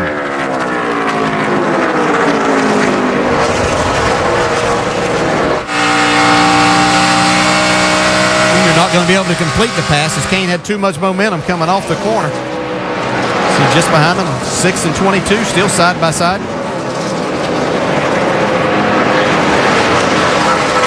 Kurt Busch running up in the top 4 earlier in the race.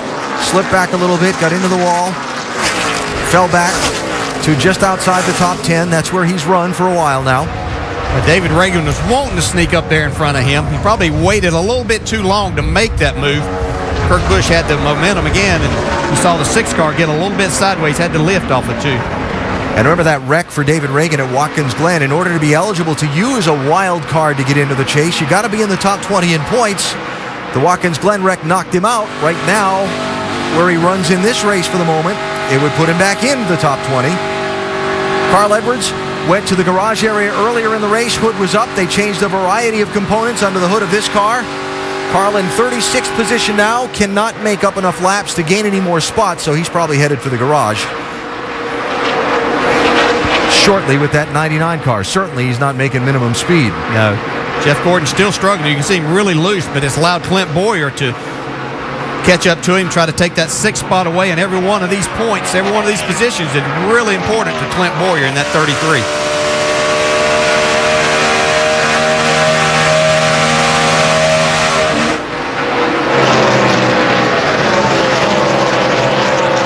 Clint asked about every week at the racetrack in his weekly press conference, what about your contract? Where does it stand? What about your contract? He says, we're working on it. He says, and I credit him for admitting this, you know, you'd like not to think about it. You'd like to say it's not a distraction, but of course you think about it. It's your future.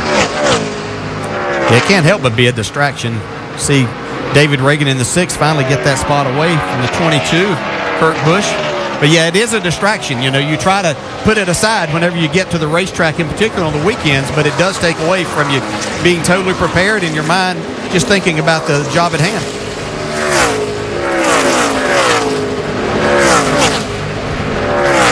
All right, so being told from pit road that Carl Edwards was slowing down to help Matt Kenseth right there get some trash off the grill of that 17 car. I think it worked. I saw some trash flying on the backstretch. I don't know if it was off the grill or not. And Carl will head to the garage now. Carl, are you going to wait for me to try to get this paper off, or can't you do that? Yes, we can do that, Matt. We just heard about it. Carl, slow down and get in front of the 17. I'll get him. There you go. And Carl will be done for the day with a 36th place finish. Mark Martin still marching forward. It's been a nice solid run since they got that track position for Mark Martin by taking 2 tires back earlier in the race. Took him from 13th up to the lead of the race and ran in the top 5 then. They've tried to remain there most of the day, but a great job by Mark Martin, who has probably one of the best records at this racetrack of all the drivers. That was a slide job. Mark got a little bit loose though. Matt able to come back. And yes, TJ, Mark Martin, a 5-time winner here.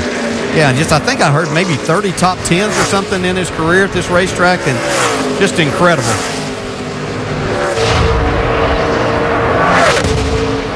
Jeff Gordon, Clint Boyer fighting for a spot there as well. That's 6th and 7th. Kurt Busch into the wall again. Caution.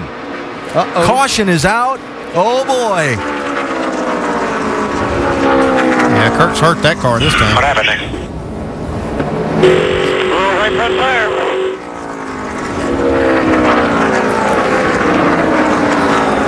Almost made it to the finish. He had hit the wall again about 10 laps ago, and it looks like it probably just rubbed a hole. Oh, wow. Oh, man, that was a pretty big hit.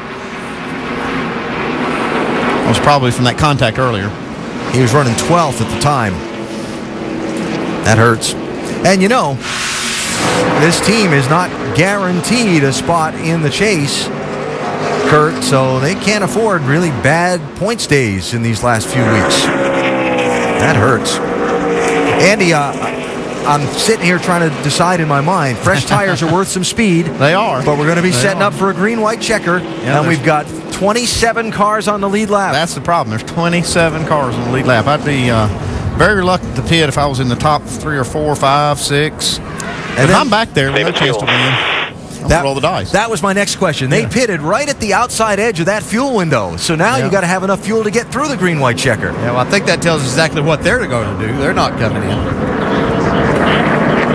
I'll bet you they haven't quite decided until they get to the end of pit road. Yeah, I think it'd be hard to give that up because you know some of these drivers back further are going to stay out there and take a chance if that happens. It's going to be very hard to give that up. But if I'm back there, I'm thinking, you know, even like Dale Jr., maybe Tony Stewart. But they don't need to gamble either. Yeah, I'm not sure they can afford to do that. Let's see. Pit road's open. You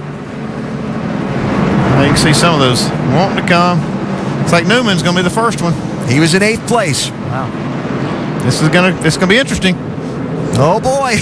Dave, here they are. Dale Earnhardt Jr. pitted from 10th. They figured they were about halfway through the lead lap cars, so 2 right side tires for Jr. Give him some more grip for the end of this race. See what he can get, Doc. Ryan Newman coming in and rolling the dice. Remember what happened back in June? Fresh tires made a big difference inside of 10 laps to go.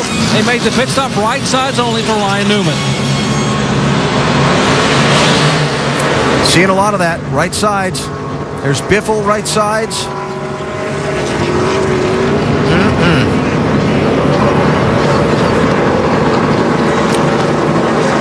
So, first one in was Ryan Newman from 8th place.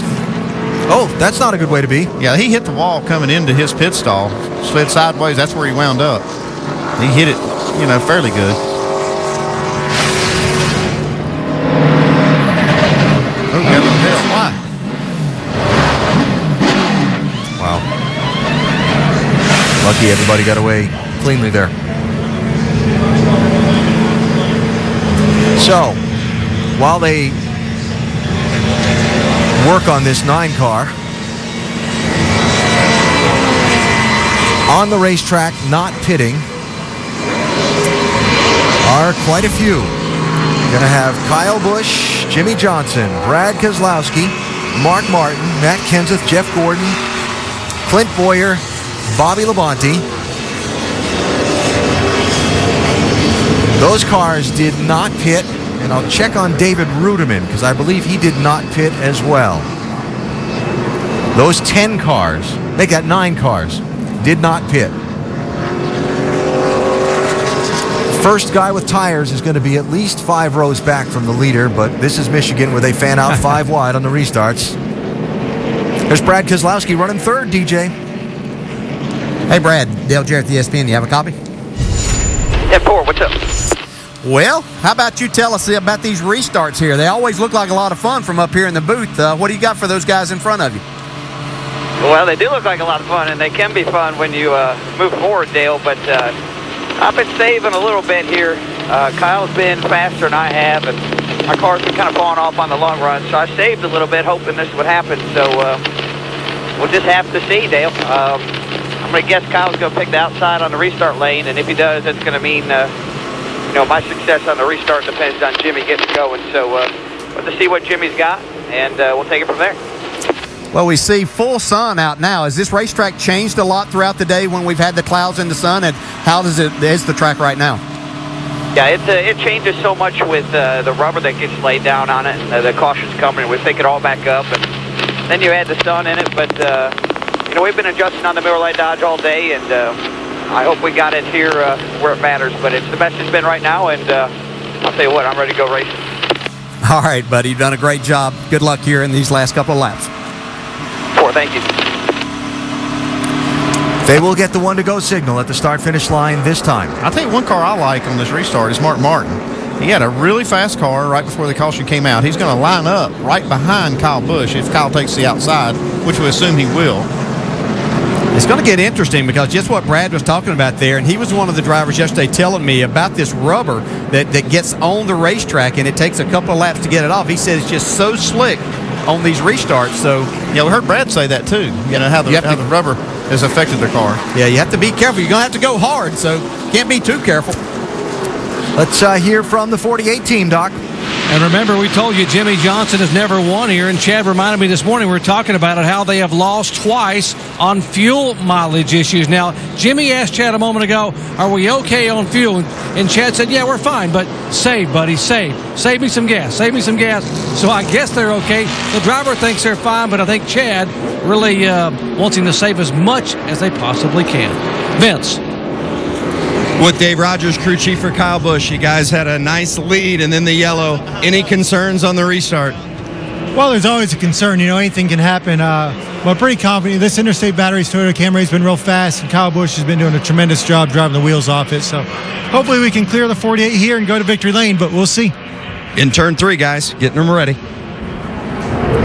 Juan Pablo Montoya got the free pass. We have 27 cars on the lead lap. We're coming to the first attempt at a green-white checker finish.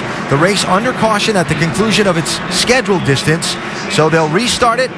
They'll run 2 laps. If the caution comes out before the field completes the first of those 2 laps, they'll start them all over again after they clean it up. If the leader takes the white flag, the next flag that waves ends the race. Kyle Busch on the outside, rallied back from a problem earlier in the race where he lost track position due to strategy. Jimmy Johnson rallied back from a problem earlier in the race where they had to make an extra pit stop, then was on pit road before the caution came out and got the race lead. They have 2 laps to go to settle it at Michigan.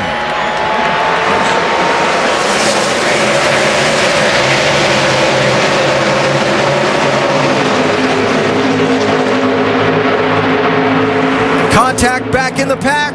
So far, everybody's straight. Kyle Busch clears Johnson off of 2. Yeah, he really side-drafted Johnson going down into 1 and held Jimmy's car, got him a little bit free. Jeff Burton back in the pack out of shape. You got a lot of cars in the pack that have new tires. They're trying to do something with them. 4 wide. Newman and Kane. Kane, one of those with fresher tires on the right side. Newman also has 2 tires on from that right side. White flag. White flag. Next flag ends the race. Kyle Busch, 5 car lengths on Jimmy Johnson. Here's Mark Martin looking to the outside. Jeff Gordon struggling off of turn 2 there. Might give up another spot here. That's Ryan Newman with tires.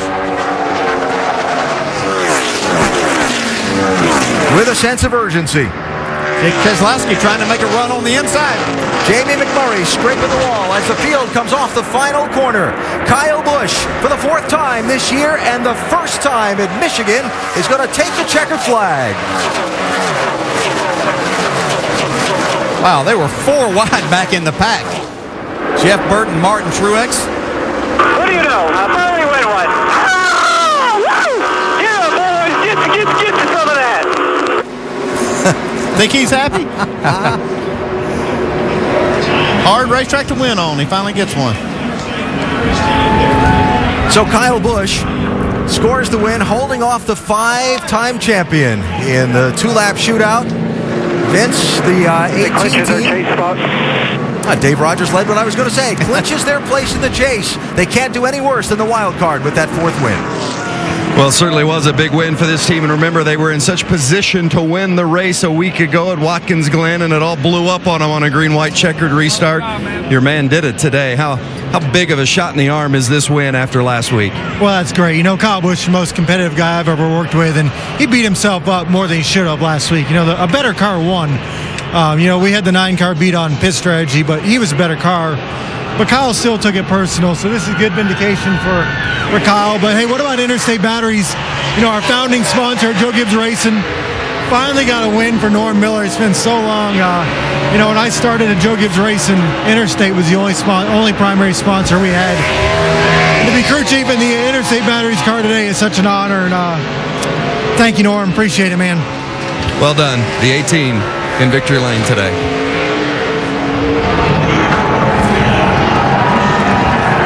We're talking about Norm and Tommy Miller, who own the Interstate Batteries Corporation, great friends of Joe Gibbs, and they were the first sponsor there at Joe Gibbs Racing and started that team in 1992.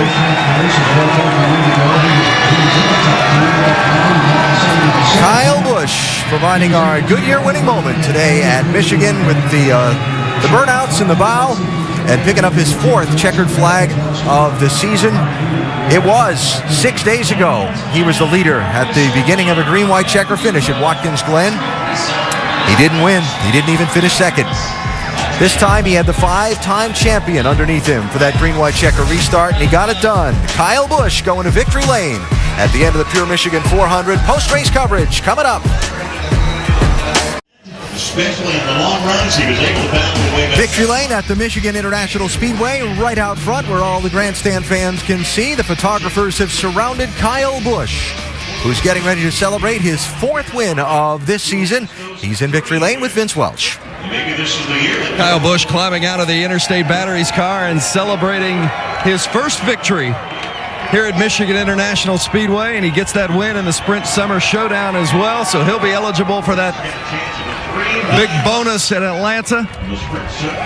His 4th win of the season, and he did it in dramatic fashion. You had a comfortable lead until that yellow came out, so what's going through your mind as you get ready to restart with 5-time next to you? Same as the last 4 weeks in a row, really, or 3, whatever it's been. But, man, you know, it's so awesome to finally win here at Michigan, you know, and get Toyota into victory lane here at Michigan. Feels good, you know, being so close to Detroit and everything. And so I can't say enough about Norm Miller, everybody at Interstate Batteries. This was a flawless Camry. I mean, everybody at Joe Gibbs Racing, all these guys on this team, the guys at the JGR engine room gave me a great motor today. Great power, great fuel mileage.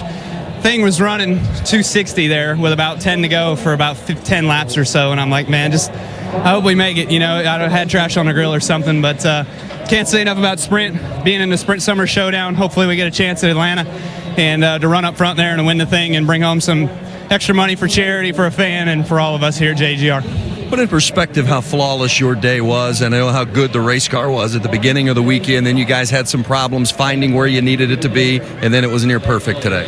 Yeah, it's just the guys did a great job. You know, we unloaded well, and we had a fast car, but it would only run the top. And so I qualified up top, and everybody was wondering why, you know. But that's the place I can only make speed today, and or Friday. Yesterday we worked on trying to get it to run around the bottom a little bit. We got really loose doing that, so we went back and got it to where I could run the top, and today I could run the bottom and I could run the top. So just had to move around. You just had to figure things out, you know. Can't say enough about the fans. You know, appreciate their support and appreciate an awesome energy drink. Gillette, Marquis Jets, the fans, again, you know, just great to be here in victory lane at Michigan, you know, and we clinch our chase berth, so I can't say enough about all our folks at M&M's. And again, everybody at Interstate Batteries, we appreciate you. Not that it was in doubt, but how comforting is it to have that spot in the chase clinched and looking ahead to the championship? It's awesome. You know, that's what we wanted. We wanted to make sure that we could come out here and win races and have the opportunity to go out for broke. And, you know, there I thought about coming down pit road, and I'm like, you know what, we might as well just stay out and see if we can't just get it done and hold the guys off rather than come from behind. So, you know, we felt like that was our given opportunity, that our best opportunity to try to win the race. And given we did everything right, we would be able to come out with it. So, again, you know, it's awesome to be here in victory lane. Thanks, Sprint, M&M's, Interstate Batteries, all our partners. Kyle Busch, the winner at Michigan International Speedway. And Andy, you talked earlier about that money being in danger at Atlanta. Oh, yeah, it's in real danger now. I think it's in danger at Atlanta. It's going to be hard to get it away from Kyle Busch.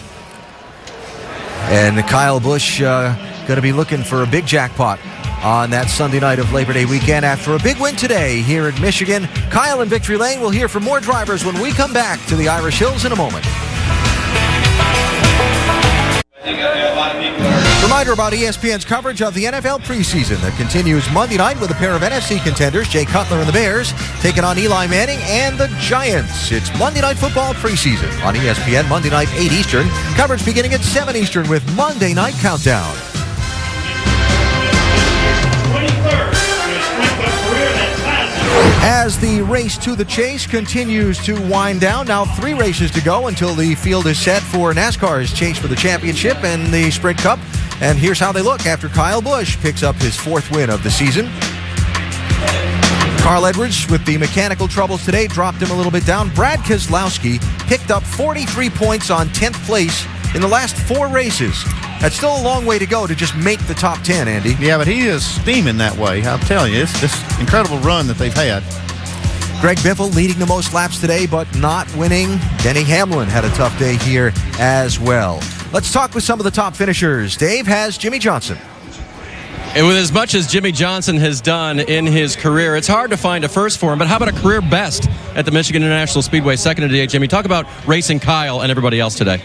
Yeah, great finish for the Lowe's team. Very proud of the effort and can't thank all the employees of Lowe's enough for their support and sticking behind this race team over the years. We had a tough start to the race on pit road and on the racetrack, but we got that stuff ironed out and had great stops from then on and got the car underneath me. It was just really loose at the start of the race. And I drove up through the field and Chad made a great call to get me to pit road before the caution came out, gave us a shot at the win. But once I was up front in clean air, the balance of the car was a bit too loose. I got away from Kyle, but I was loose and I knew he was going to come at some point, and he showed up. So disappointed I didn't win, but very good effort for the Lowe's team, especially when you look at where we started the race, where we finished. How much of that, the gains you made during the day and then where the car was at the end, can you apply and make yourself and the car better for the chase coming up?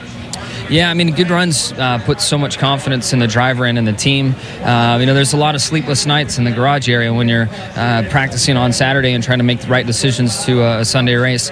And the more good runs you have, the more confidence you build in your decision-making process and the things you do to your race car. So very, proud of the effort, and felt good to be up there racing with the leaders and had a shot at it. Jimmy Johnson nearly the winner here today at Michigan. Well, Jeff Gordon had a solid day. He reached the 22,000 laps led mark in your career, but better yet, you finished 6th, led 30 laps today. Where did the handling really go away for you, though, Jeff?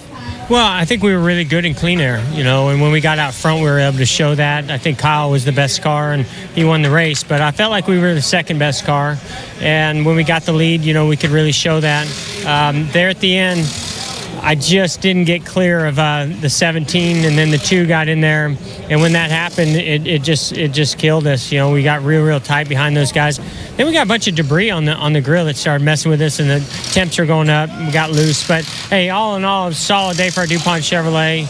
I love the effort and what kind of race cars and racing that we're bringing to the racetrack right now. It's a lot of fun out there, and I thought we were going to be a little bit better than that, and at times we were. But right there at the end, I think we just need a little bit better track position. So I guess I didn't do a good enough job on the restart.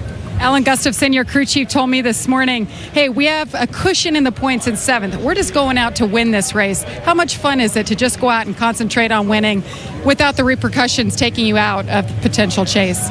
Yeah, I don't know if we ever stop focusing on winning, but I agree you can take some more risk and take more chances in this position. And I hear that we moved up even another spot in the points. So, I just love the consistency and solidness of this team right now and the position that we're in to go get those wins. And, we got one more before, we can qualify for that sprint million. And we really want to make a fan a millionaire out there and get $1 million for our charity as well. So hopefully we can get that done at Bristol. All right, Jeff Gordon brings it home 6th.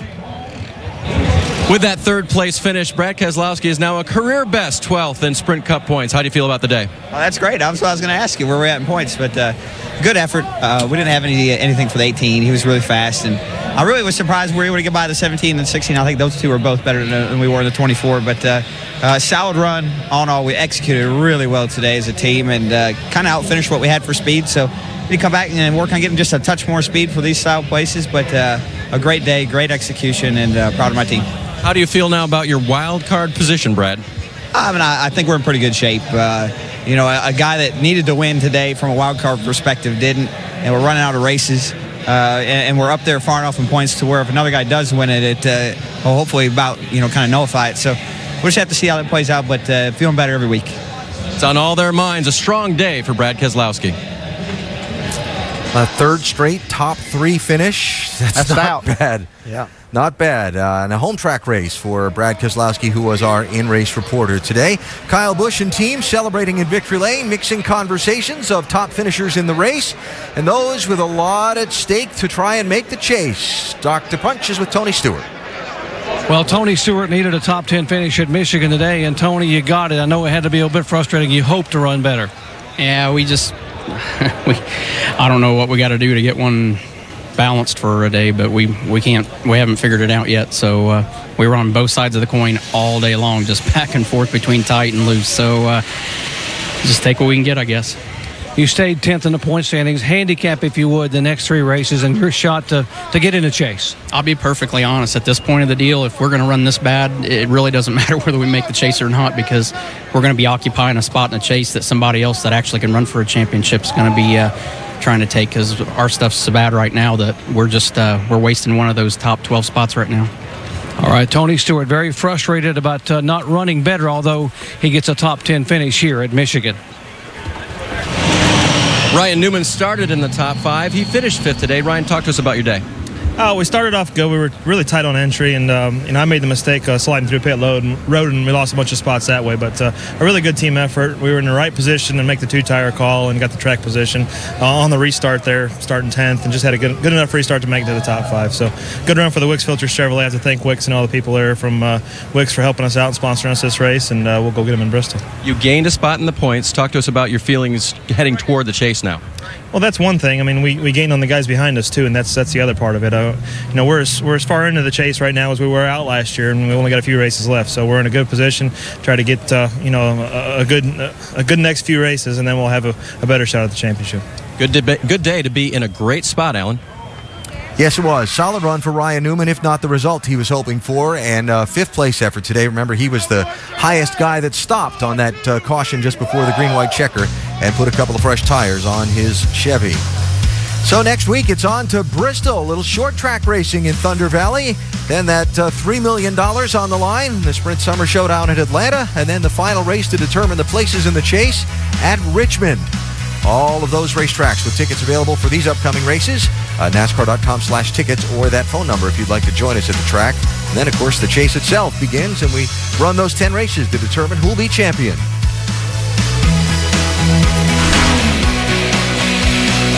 Clint Boyer, one of those guys trying to race his way into the championship. What a great drive he had today, Dave. Clint Boyer, 8th place finish today, 11th in points, Clint. So what does that tell you about your team after this run today? Well, it was a good, hard-fought battle all day long. Man, that caution came out there at the end. I was like, oh, man. I didn't think we'd made the right call, but we was able to hold off those guys with tires there. For where we started, starting 35th, getting inside the top 10 and running up there most of the second half of the race. We just had a good car all weekend long. We failed to qualify good. We got to get better at that. We just didn't get, we didn't gain enough points. That's the biggest problem is we gain, but not near enough. We're running out of time, but if we keep digging, who knows what's going to happen. Great finish to a not-so-great starting of the day. Yeah, Dave, Clint Boyer started the race in 35th position, and he wound up in the top 10 at the end of the day. Show you the finishing order now from today's Pure Michigan 400. Obviously, Kyle Busch the winner, since we're showing you a picture of them celebrating with the trophy. Yeah, a couple things hit me on this is Jimmy Johnson's team, how they turned it around in the middle of the race. They were not very good at all. They came in, took a spring rubber out of the right rear, really lit that car up, and then they just worked their magic from there. Yeah, and another solid run for Brad Keselowski. We're talking about this team making the chase, and I know that we have to continue to do that right now. I think we need to switch it. Can they win the championship? Matt Kenseth lost a bunch of spots on that green-white checker, kind of fell victim to the guys with fresher tires. Earnhardt Jr. 14th. Jeff Burton. The other surprise for me was how Greg Biffle was not able to hold on to his car for a decent finish today. Yep. Kevin Harvick, not the day that he was looking for. Got into the wall and had a few other issues with a lug nut missing that got him back in the pack. So not what they were looking for at 22nd today. Last one on the lead lap was 27th place. Marcos Ambrose. Kurt Busch did not finish the race after popping the wall twice during the day. Carl Edwards with the engine problems. Denny Hamlin, remember, went behind the wall for a time after hitting the wall as well. And he winds up finishing in 35th position. So not the day that Hamlin and the 11 team were looking for here at Michigan. That's how they finished today in the Pure Michigan 400. So Kyle Busch, the only driver today to clinch his place in the chase, and he picks up his 4th win, those important bonus points when they reseed for the championship. And while he celebrates in victory lane, Mark Martin is thinking about a 4th place finish today, Dave.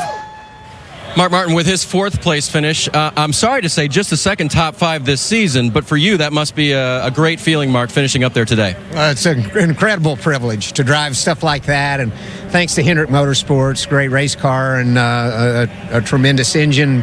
But Lance McGrew and all the guys on the CarQuest Auto Parts Chevrolet did a great job too. GoDaddy.com as well. They really had a fast race car all weekend, and it's just a privilege to get to race at Michigan International and drive fast stuff. Had a fast truck on Saturday and a really fast car today, and we were right there and could see the lead. And anytime you can see the lead, you got a crack at it. I feel very fortunate. Mark saw it. He had a crack at it and finished in the 4th place today. Great, thank you. All right, Dave, thanks. And as the fans begin to file out of the Michigan International Speedway with Dale and Andy, we've talked about a lot of stories today. Guys making great rallies, guys who maybe didn't get the finishes they were hoping for. Who impressed you the most in this 400-miler? I'm going to go with the guy that won the race, Kyle Busch. Was very patient early on. I didn't think he had the car exactly where he wanted. They made a few adjustments those first couple of times. And now we're seeing a Kyle Busch that can take a car like that, not get impatient, and end up in victory lane. So I think that he has to be considered as one of the favorites for the championship because of days like this. Yeah, I think he's going to be dangerous when the chase comes, just for the reason you said. But the 48 team is just now kind of getting in that chase groove. I saw it today. They turned that car around. They didn't have that great a car, and now they turned it into a 2nd-place finish. This is the kind of things that he's won 5 championships doing. And looking ahead at some of the upcoming races, Brad Keselowski, another great run. He's already eligible for the Sprint Summer Showdown. Kyle Busch made himself eligible today. That Atlanta race Sunday night Labor Day weekend could be a lot of fun, and that $3 million could well get passed out. It's going to be interesting to see who that last participant's going to be at Bristol. Who's going to take the money there? Yeah, and we've got a number of drivers that can obviously make that happen. So if they're going to put the money up, let somebody take it and do something good with it. So $3 million out there. A lot of interesting little subplots going on in and out of these next few races. The race to get a place in the chase, the race for seedings. Oh, and by the way, the race at Bristol next week, too. Will be a lot of fun, and yeah, more than a few dollars on the line here in these final weeks of the season. So Kyle Busch and company celebrating their win on what was a pretty eventful day here in Michigan, Nicole. It's too bad we just have nothing to talk about after these races. For Rusty Wallace and Brad Doherty, what stood out to you the most? I got to say, the Roush front row, those guys were strong all day long, only to have little problems and finish a little bit farther back in the pack. Carl Edwards is probably the one who had the biggest tough time today, finished in 36, dropping a couple spots in the points. He had a fast car throughout the day, but had a problem. A lot of close calls on pit road today. We saw Jimmy Johnson there have issues.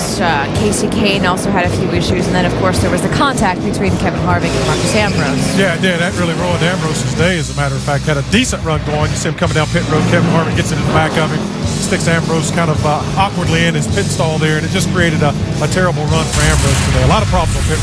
Rusty mentioned a few seconds ago the problems for Carl Edwards earlier today. Stuck on pit road. There was something broken in the engine. They finished in 36, 29 laps down. Yeah, but this is a very, very strong team. Carl's got the right frame of mind. He'll recover from this and get back on track next week in Bristol.